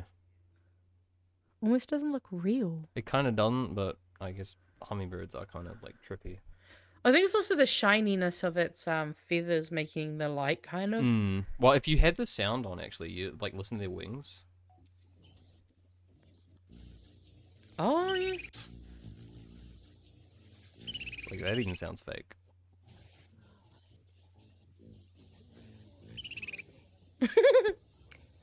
I wish we I had love it. hummingbirds. Right. Jealous. I mean, we got heaps of cool I birds. mean, we got though. heaps of cool birds, but hummingbirds are sick. I know.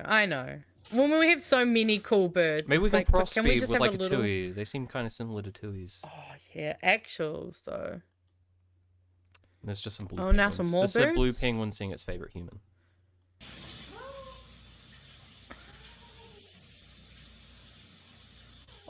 Oh, baby. Oh. I want a penguin and I want it now. I want a penguin. I want something to love me love like blue that. My penguins. cat's not that cute. Yeah, they're the cutest. Are you kidding me? Oh. Okay, my one's not as cute as your one's. Oh, that's fine. Damn. That's fine. This next one is an unveiling of a statue. I didn't actually look where it was, but it was some kind of famous rescue of a dog, and they've unveiled a memorial for it.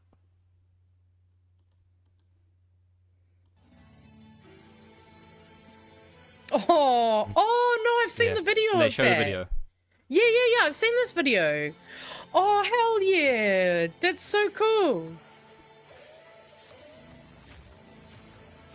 Don't know if that music Yeah, I is have no thing or clue. not, so I'll turn it down. It's pretty low. But no, I remember. That's why the second it unveiled, I was like, no, I've seen that. I've seen that. That's such an iconic video. Yeah, I That's thought that was so pretty cool. cool. They turned it into a cool bronze monument. Monument. Get monument. All right. Now I got my one. This one's just kind of cute and funny and kind of random because we'll just watch it. Okay. I don't think I'm necessarily an issue within the Democratic Party as much as I am an issue for a lot of consultants, a lot of analysts, a lot of people that work with the Democrats, the Democratic political class. So the most recent sort of conversation, debate about you. Hi. Hi. Who are you? Teddy Russo racist! I don't. Who are you? Just a random guy. I'm a political commentator. On Twitch is a website. You're on it now too. Oh, okay. And you're also on CNN.com. And you're also on CNN. You got to get on Twitch. Okay. There's people in your demographic that watch me. I knew you were going to say that. No, there are. There are really. Why did you come here today? Because I think he's a prick. You think this is the Democratic Party meeting the moment? No. I was about to ask the same question. You don't think so? The Democratic Party is meeting the moment? Yeah. No. How do you like Zoran Mamdani? I love him. That's awesome. Hell yeah. Nice talking to you. Nice to talk Nice to meet you. Okay. I'll have to look out for you. Okay. Okay. Nice to meet you. Thank you. Oh, never mind. I did want to. I love her drip. She was fucking dressed good. You're muted. I just love the way. Are the Democrats meeting the moment? No. Do you like Zoran Mamdani? Yes. Some Democrats are meeting the moment. So I just thought that was hilarious. Why is everyone talking to you? Are you famous? It's like, Anyway. ooh, Hannah Fry. I didn't notice this before. Sorry, What's this? I love her. Is there something else you I want? was going up to you. Oh, yeah, we Yeah, can do just that next if you want. Oh, no, that is Yeah? next. Sorry, that is next. Yeah. Yeah, that is next. Yeah, So, that brings us into our next I also- segment. We've got a bumper. I think we've had a mini conversation about this topic. Okay. But I am excited to see to listen to. Okay. And Hannah. that takes us. Hold up. That takes us into hot takes. That's the hottest sauce out there. I have a high tolerance for heat. It's interesting. I'm in extreme pain. I'm just gonna start giving my hottest takes. My favorite hot take from that, I think, is that butt shape is more important than butt size. I think. Yes. Yes. You know what? I total cool with that. All right, let's see what Hannah has to say. Twice a year, a third of countries around the world decide to collectively give themselves a mild form of jet lag. talking here about daylight savings time. Facts. Clocks moving forwards in spring. And before you at me in the comments, oh, we're doing it for the farmers. No, the farmers hate it and they always have. Cows do not care what your clock says. But I know you're thinking, surely there must be some good reason for this. Surely. Tell you what, I'll give you the evidence and you can decide. Some people say that this is all down to Benjamin Franklin because when he was living in Paris in 1784, he wrote a complaint where he calculated the amount of candle wax that the city could save if only the French would get out of bed when the sun rose. He didn't suggest changing the clocks though. Instead, he suggested taxing anybody who had shutters on their windows, limiting the amount of candle wax that a family were allowed to have, and firing literal cannons in the streets to scare the French out of bed. What the fuck? He wasn't inventing daylight savings. He was actually just being a massive troll. There was a guy called George Hudson who did suggest it in 1895 in New Zealand. He loved collecting bugs, but he was very annoyed that by the time he finished work, it was too dark for him to go out and tit around with his hobby. I can Then relate in to that, though, 1907, kind of. There was a guy... Sorry? I can kind of relate to that, getting out of, work and, 6, 7, and it's, dark, and it's like, Jesus, where'd the light go? Oh. Sorry. You said it's not my fault. But, yeah, I love the fact that it's a New Zealander, though. It's like, okay. He was too busy with his bugs. All right. So, undiagnosed. Cool. Good to know. Who actually got the ball rolling. This was a Freemason called William Willett, and he was out on his horse early one summer morning and was disgusted that everybody's blinds were still drawn. Now, William was a massive fan of playing golf and was obviously annoyed that his evening games were cut short by the sunset.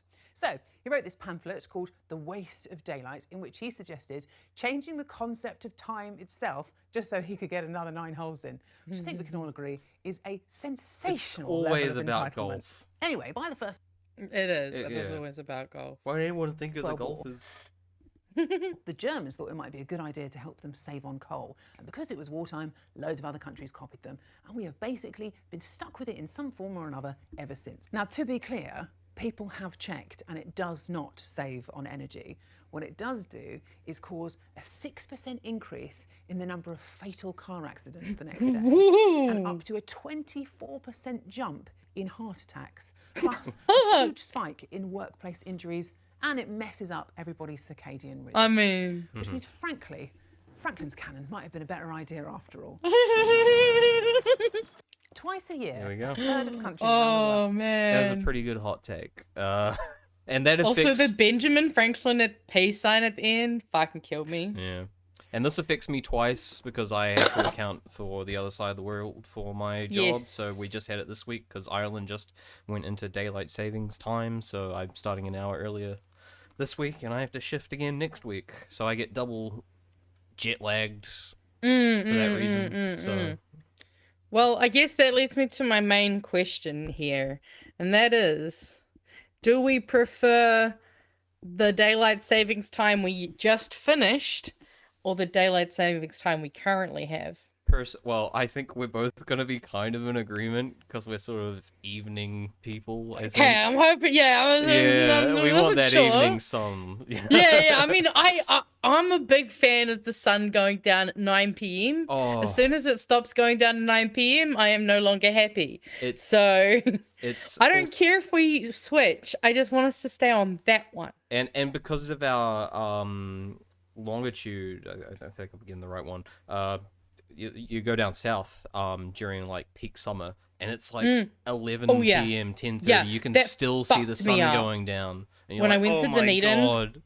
for the first time in 2024, I just remember being like, I was looking at my phone and I was like, guys, how is it like 10 o'clock at night? What the hell is happening? It's only like that's the thing is dim 9 blue. p.m. 9 p.m. is my perfect sunset, you know? Yep. Maybe 9:30, just get a little extra in, but 10 just feels wild It's to so me. good. Yeah, I I just miss that. Here it's like 6 o'clock. I'm like, where did the sun go?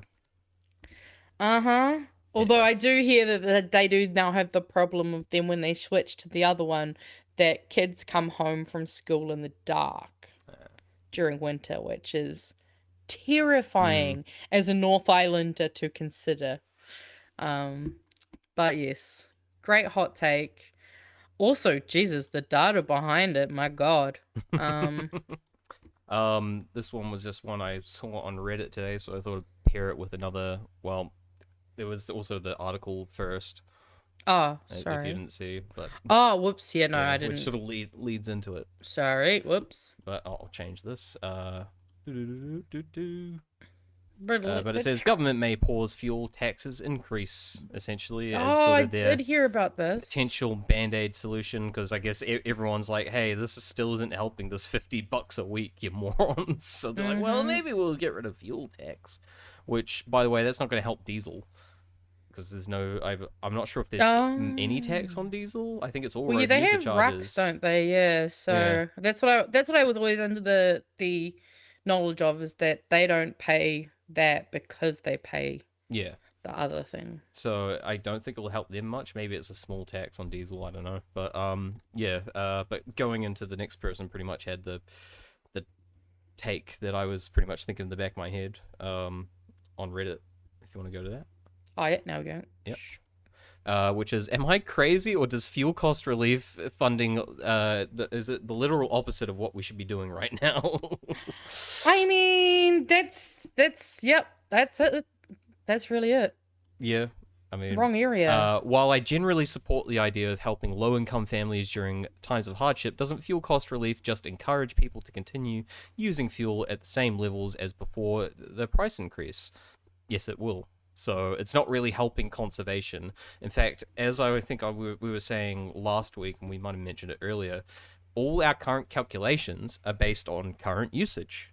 So if usage goes up, our days of fuel goes down. So this won't help. This will just make things ultimately worse, and you're probably getting like a spiral effect. But anyway, that's my analysis of this. I'm not saying it won't help people. Everyday people pay less, but it's short-sighted, as things this government tends to do are. So, yeah. Now where are we going? Wait, I see our own footage. What are you doing to me? Well, okay, so I was just, we don't have to do this one actually. No, that's fine. I mean, okay, we'll do one. We'll do one. All right, which one do you want me to do? Let's just do this one. The first one? Yeah. All So Magenta had put the lovely effort in of uploading some clips, and no, we're not watching the clip. We're seeing the hot take in the comments. Oh, in the comments. Yeah, I seeing the haven't checked crunchy in the comments. We got some No, crunchies. I haven't. That's right. You did Yeah. remember. I do So, remember you mentioning that, but I didn't. This person just down below. Oh, this is the wrong one, but okay, that's fine anyway. That's just funny anyway. The people putting this video out support Chris Hipkins. When the fuck did we say we supported Chris Hipkins? No, exactly. I said that. I was like, I don't think we said that anywhere in the video. I will work with him as a coalition partner, but I mean, this one was that's a bit more too crazy. nuanced. Although, if you do expand it, they but expand the a cordial. replies. Because I did give them a bunch of sources. I said yada yada yada. Let's see. I just gave him a whole lot of feedback, and he said, "You need to check your facts. It is public knowledge now." And I just said, "Read them and weep." I gave him a bunch of fucking sources, and I was like, "I'll wait for you to do the same because you haven't got shit."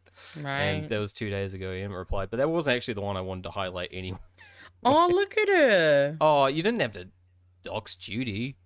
She commented on a public video on YouTube. Like, nobody could go to our fucking channel and find it anyway. True, I'm true. sorry, but if people are going... See, that's the thing, though, is people have gotten too used to hiding behind the internet. True. No, I'm sorry, Judy. If you're going to make incorrect Okay, we may statements... as well do them all then. Go back. 'Cause this, if anyone wants to look at that one, they can. Because that was just to do with the latest. That's just funny. Chris Hipkins stuff. But if you go back, you're doing this all What? wrong. Go Which back to the one do you want me previous to one. go to? It was another comment. Okay. Yes, fine. Should've. It was my favorite. I thought it was great. Alright. Oh, the tiny little one. Yeah, the tiny little one. And they said, "Good on you, Luxon. You're doing a great job." And I said, "I'm sure he's doing his best." And I hearted their reply. "Do you think you doing what is right now? Now think about it." What the fuck? Did he Yeah. have a stroke? I don't know, but I just thought it was a comeback I couldn't refute. It was too good. Just nice. Give that a thumbs up. Right. But we thank you for the view and the engagement. Right, I know. But the next one That's was my hilarious. favorite on the Plunkett one. So I think at the time this had like 9 views. Oh, it's gone up to 30. We've increased. It was Look at 21 when I that. saw it earlier. And it said, I want everyone to see it, quoting, I think, me in the video. 9 views, Nice. ha ha ha. And then I looked at this thing. I said, original broadcast has over 200 views, dummy. You have one video from 9 years ago with 17 views. Nice try. That's I funny. even have a screenshot of it just in case he decided to hide the video. We love receipts. Mm. Bob the Builder Bob the 1222. Oh, David Partridge. Fucking Partridge family. Ice Stadium Timeliner. Random. And if you are a crunchy and want to be featured on the show, you can comment on a clip and we'll make fun of you. No, they don't know who we're gonna pick. They just don't. got to comment and hope that it's good It's enough. true. The dumber the comment. No, they don't give them the criteria. No, I just let won't them give figure it out themselves, and that'll just mean they have to watch more videos. And Anyway, that's enough of us puffing ourselves Oh, up. that's Let's funny. continue. Let's go Or into the fun of dogging on memes. random people we don't know. I mean, we're already in fun of memes, but let's I just know, keep right? going. We're fucking around. It's nothing now. but fun from here on, guys. So To be fair, I feel like it's nice to have a bit of a change of pace. it is nice. This is a very relaxing pace. This was this was a promotion that some gas station did. A gas station offered a free tank of fuel if you showed up in a bikini. The promotion ended after 3 hours because mostly men showed up in them. Yes, yes, malicious compliance. I love it. But also, don't say shit like that. Don't say just turn up in a bikini. It's like when they say bring any container at the 7-Eleven, and people just bring like the most ridiculous vessels. But also, hell yeah, get that free tank of gas. What the fuck? Sorry, I just. Oh, saw this one was an old one from a couple of weeks back, but I just thought it was neat. This was a statue of Trump and Epstein that popped up outside the White House. Oh, is that what it's supposed to be? Yeah, there's like an activist group that does like satirical stuff. Oh no, I do vaguely popping these things remember up. hearing about it. It's just I think Yeah. the angle makes it look a little Well, there's random. multiple pictures. You might be able to scroll through.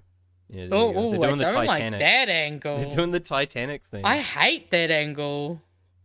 I don't know. Like, okay, they're doing the Titanic, but like when he's this way, it just feels like pelvis is too far forward. You know what I'm saying? Like the lines are. I don't know what you're saying. All right. It sounds like a bad assessment to me. I don't think pelvis can be too far forward. Well, it looks extra sexual.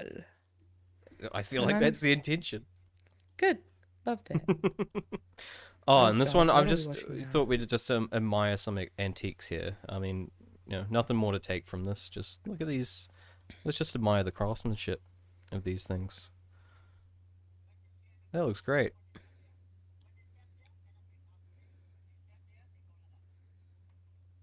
Ooh.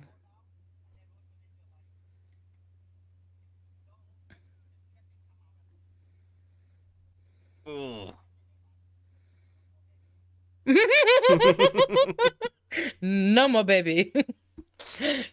Jesus. No that was more baby. great. But also terrifying. I know. Write that down, guys. If shit hits the fan, we might need to know how to build these things. Right? Get ideas for the rich.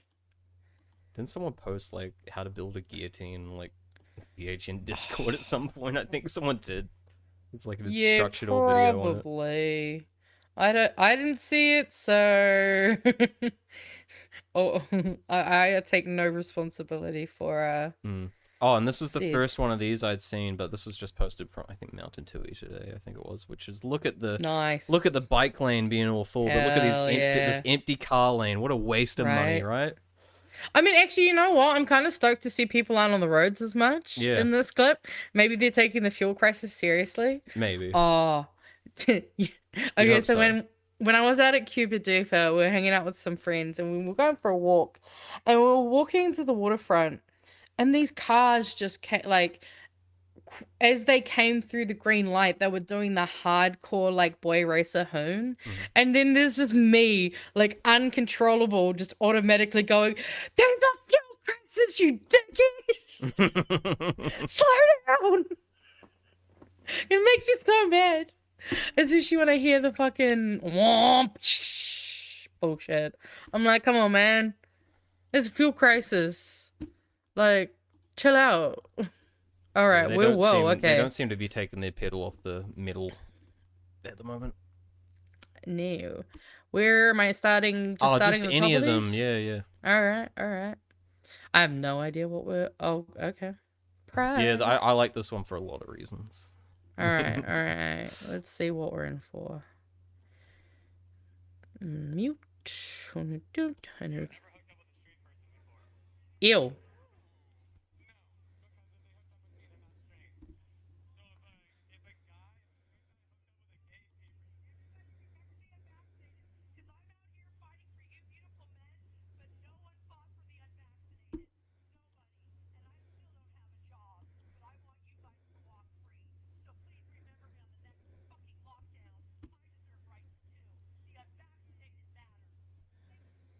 What the fuck? Someone think the unvaccinated. Hey. Vax lives matter. Unvax lives matter? I don't know. It doesn't work. Apparently, I guess so. But won't someone think of them? Like, oh yeah, this one was just. This is just a great looking device. This is a robot that grows that fits in tight spaces. I just thought it was a neat progression of technology. Is that why it looks like a penis? What? What do you mean? No, it's just just technology. It looks great. That's why Technology at its finest. There would be no sexual use for this. No, people definitely aren't gonna make fuck machines out of this. Absolutely. The future is now. But I speaking would of be the surprised future, if they already had, to be fair. Surely I haven't checked in with the old fuck machines in a while, but surely the technology is getting a bit wild. Speaking of the future, we had Melania come out. Speaking of fuck machines. Yeah. Oh, I didn't realize it was 2 minutes long. Let's just watch the first couple of seconds. But this was apparently a great leap for mankind, showing the robots. And I'm pretty sure in this whole thing they talk about how these things are gonna take your jobs. It's like, oh, great. They're just parading around their replacements in front of them. Like, exactly. Look, we're not gonna need you anymore. I mean, this thing could replace Melania, it looks like, actually. I mean, I'm sorry, but the world is feeling too much like Star Wars at this point. Why does everything match Star Wars shit or Star Trek shit or any of this shit? Oh, maybe they'll end up having to piss in bottles in Amazon warehouses. Maybe. Oh yeah, Cash Patel got hacked. I'm sure people heard about that. Did you hear about that? Oh, maybe. His emails. Oh, yeah, his maybe. Emails. Yeah. Yeah. I mean, it's nothing dubious, but it's just funny. It's nothing dubious. Yeah, well, it's just him smoking some Cuban cigars and shit. That's pretty much it. Oh my god, how cringe. I know. Oh, that's so funny. But it is weird. It's like all pictures of him in Cuba going, look how great Cuba is. I'm having a great time in Cuba. Take a picture of me with this, and considering take a picture they're of trying me to with this. starve Cuba to death is the current strategy. Anyway, don't mind me. I'm just reading through, seeing which one I want to pick. I feel like just picking a random one. Oh, I picked one with Hassan. Hell yeah, based as fuck. I'm assuming we all saw Hassan went over to Cuba, right? We didn't need to cover I didn't see that. Oh. Yeah, so Hassan Piker and a bunch of people and influencers went over to Cuba to bring food and aid. Yeah. This one's just about Destiny. This is my favorite person in the world. Although, at one point I did kind of think he was okay and like him, but then I realized very quickly I was Was it when he debated JonTron?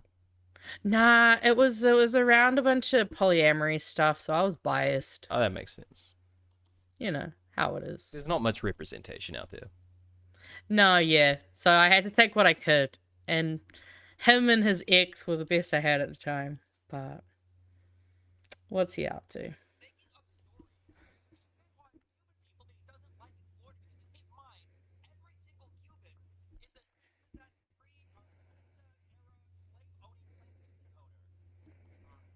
What? This is mum.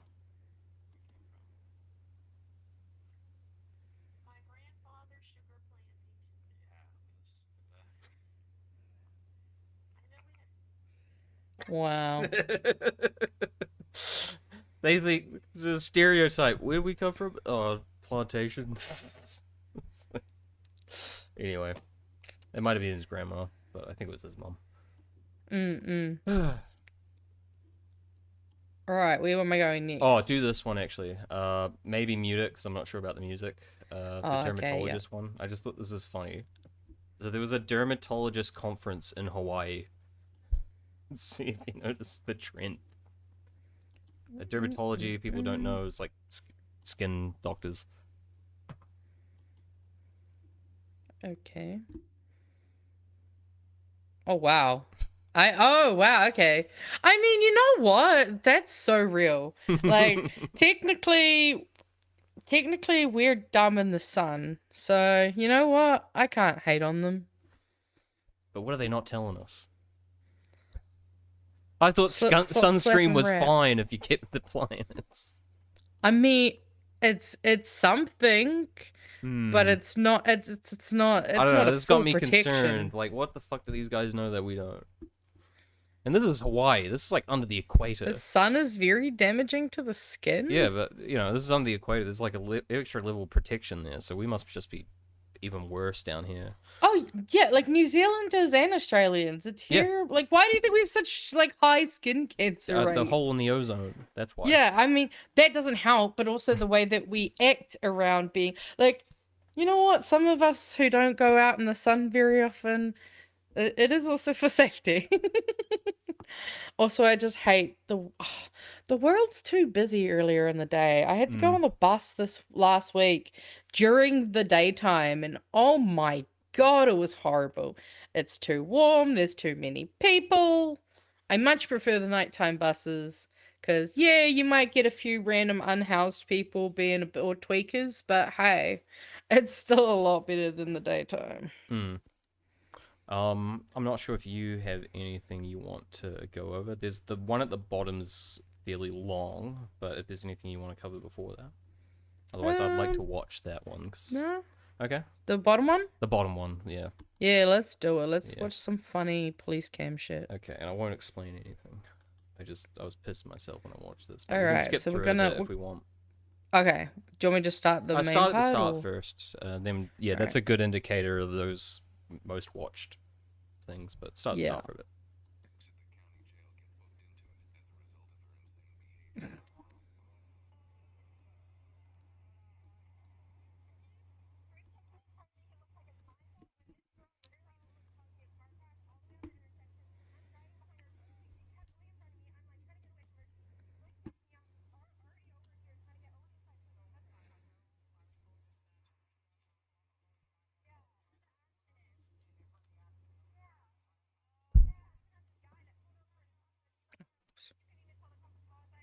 All right, skip forward a bit, maybe.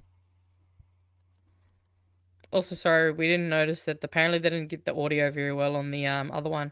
Do you guys have the audio on that? Oh, sorry, it's because know. oh, there you go. It's because I muted it. That's why. It was Roger's fault. I need to it put a wasn't little. mine. I need to put a little thing there for the. Yeah, put something that like a red light or some shit that indicates. Yeah, that's my bad, but that's fine. They were just saying they called the police because the lady's being a bit crazy. Yeah, go right Go there. here? That's a good spot. Yeah, all right. I'm not stupid. Hello? That's it. You can't No, hit the I'm camera. not. You I'm can't not. be hitting you can't be hitting the camera. I didn't Step out of hit the car. anything. Yeah, you did. No, I warned didn't. you not to do that. I didn't hit Get out of the car. Stop. No, Get out of the car. Stop. Stop. Get out of the car. Stop. Get out of the car. Stop. You need to stop. Stop. Ludwig. I don't know if the audio's come through. Is it not? It should be. Maybe? No, they're just on a delay. Okay. Yeah. So, Ludwig.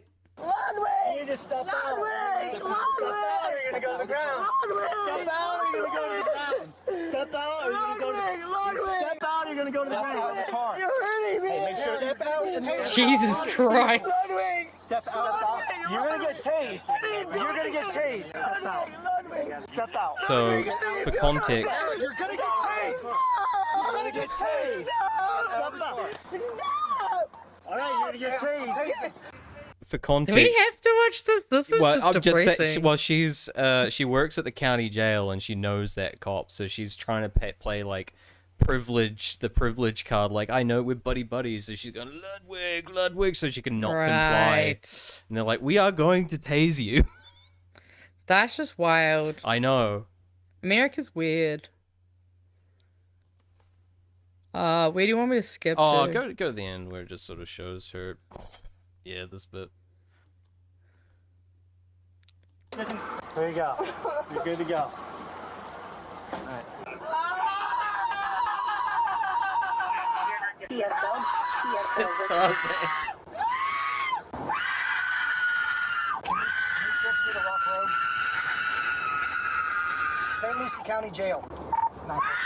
Can you let the Rock know that I got a super combative subject that's kicking and screaming, and I'm gonna need assistance when I get there. Sorry, I couldn't hear that. What did you have? I'm not taking her out. As of right now, we got 3 counts of Matt Leo, resisting without. I think she works here. She works here? She's a nurse.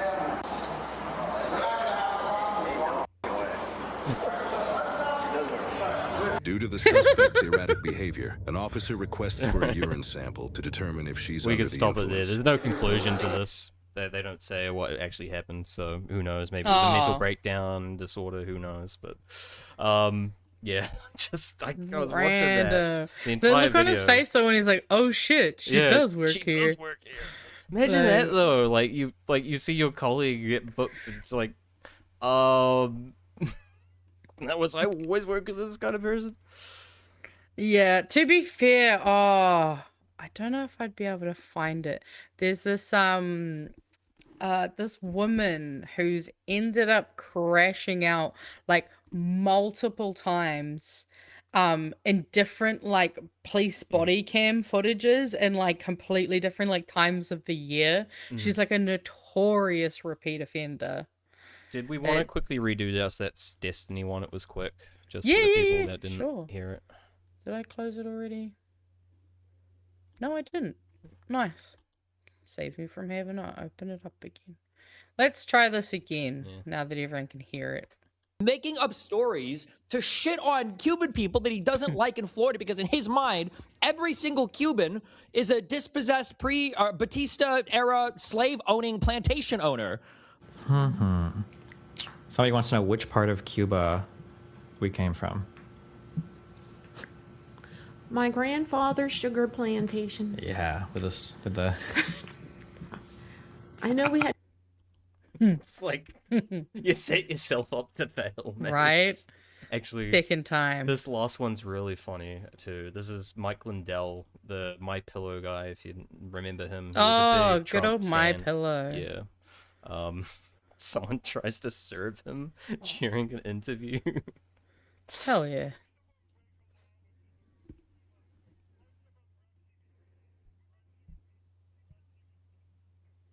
Whenever we get to that. Hello, my baby. Hello, my honey. Hello, my ragtime gal. I need The to delay journalist longer. is like, ooh, what's happening? Oh, are you getting around to it? Oh, wait, you didn't. Oh, so you. That was you my fault fucked up that this time. time. I You fucked up up that time. Okay. All right, let's go Most of back. them break a law within the first 3 months. Most of them, we're on TV here, please. We're on TV, please. We're on TV, please. Okay? We're on TV, please. We're on TV, We're on please. TV, please. Okay, we're on TV, please. What are you serving him with? We're on TV, please. We're on TV, What are you please. serving him with? I'm not accepting. What are We're on you TV. trying to serve him, ma'am? We're on TV, please. Yeah. We're on TV, please. Just Okay. throws it away. Please don't piss me off. Oh, what the fuck? What was that plus? But please don't piss me off. I have no idea. Anyway, I mean that's pretty much all we got, but we do have some extras. Hold up. No, hold up. Okay. I found the chick I wanted to show you guys. Okay. While we're talking about crazy responses to police body cam, yes. I found the video and I was just trying to find it real quickly. Yeah, this is the first one. Share tab. There we go. Yeah, about here.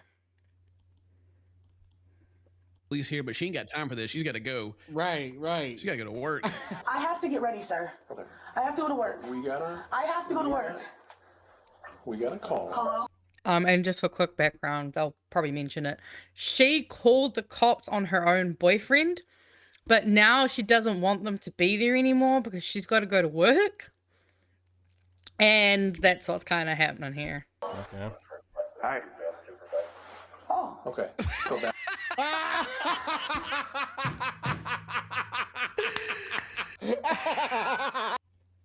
Oh my. Just ready to go, I guess. This is crazy. I have to go to work. You guys are gonna cause me to lose my job. Please let me go to work. There's no one inside. Please let me go home. Please, I have to go to work. Bruh. Whoa. Yeah. I mean, That's why your one reminded me of this chick. Because they did 3 different videos on her.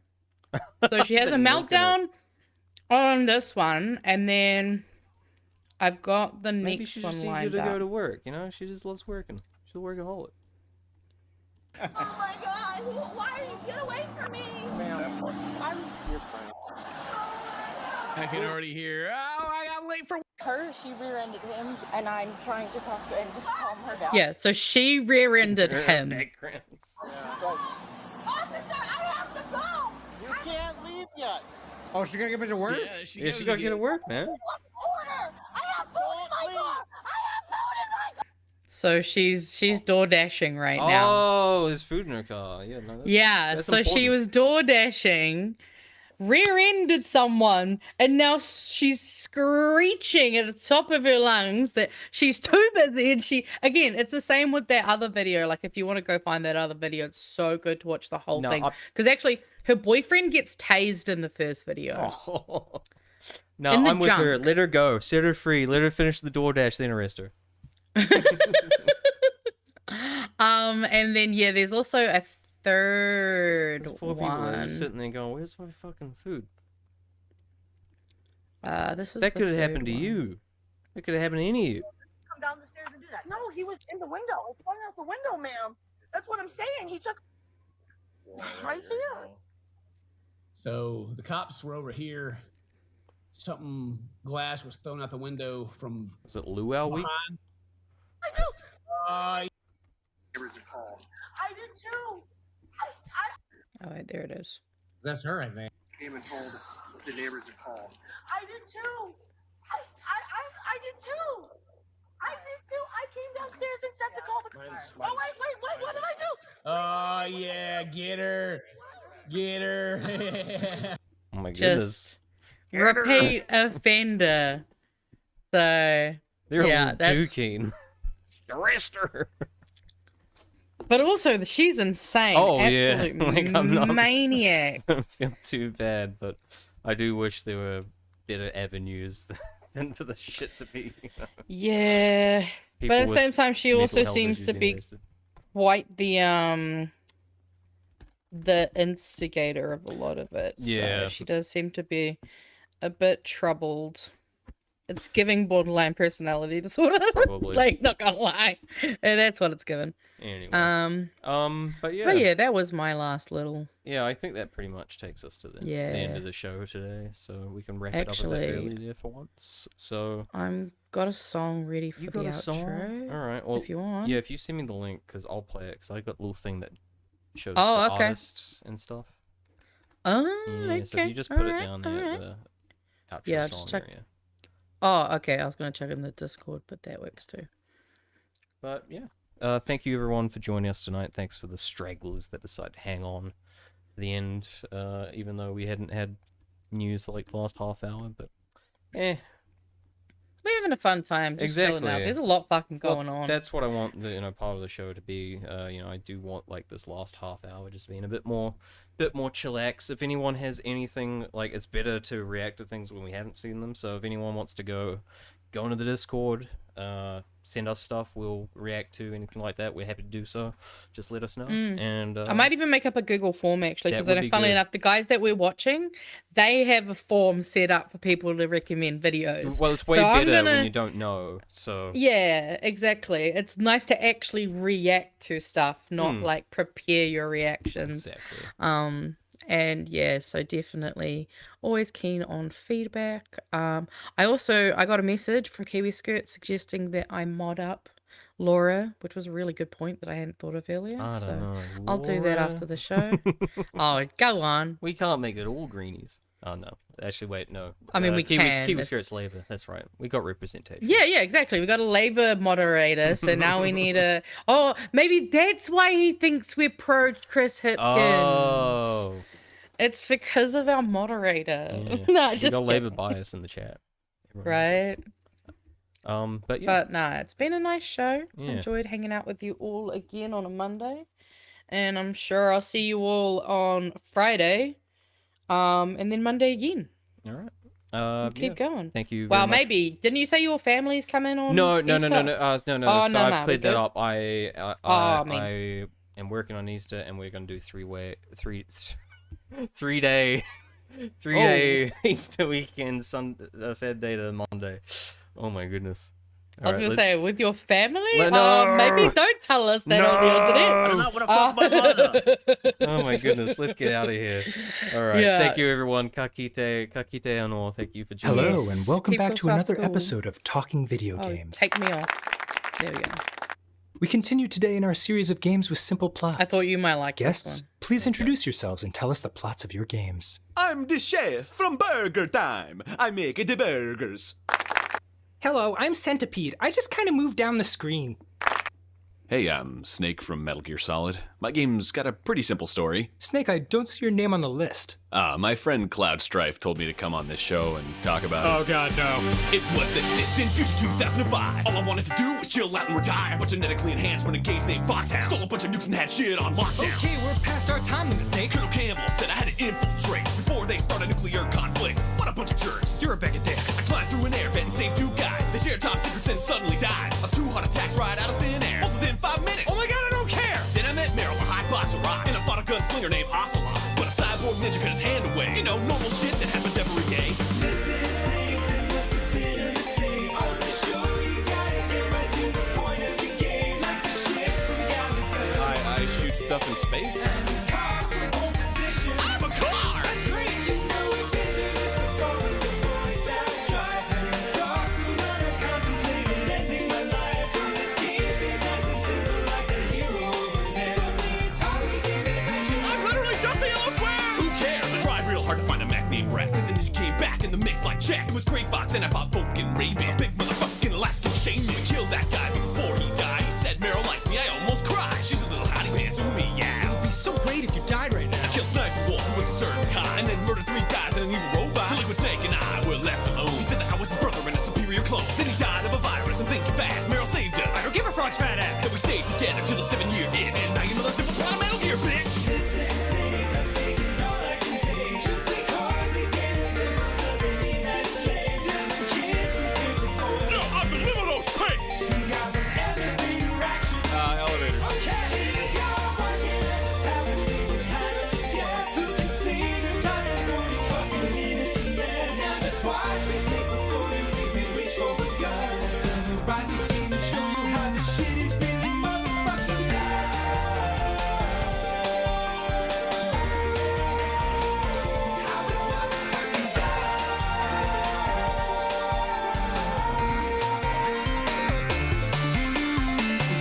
And save the world. The end. My god, can I get a replacement guest with a simple plot, please? Hi, I'm Sora from Kingdom Hearts. No!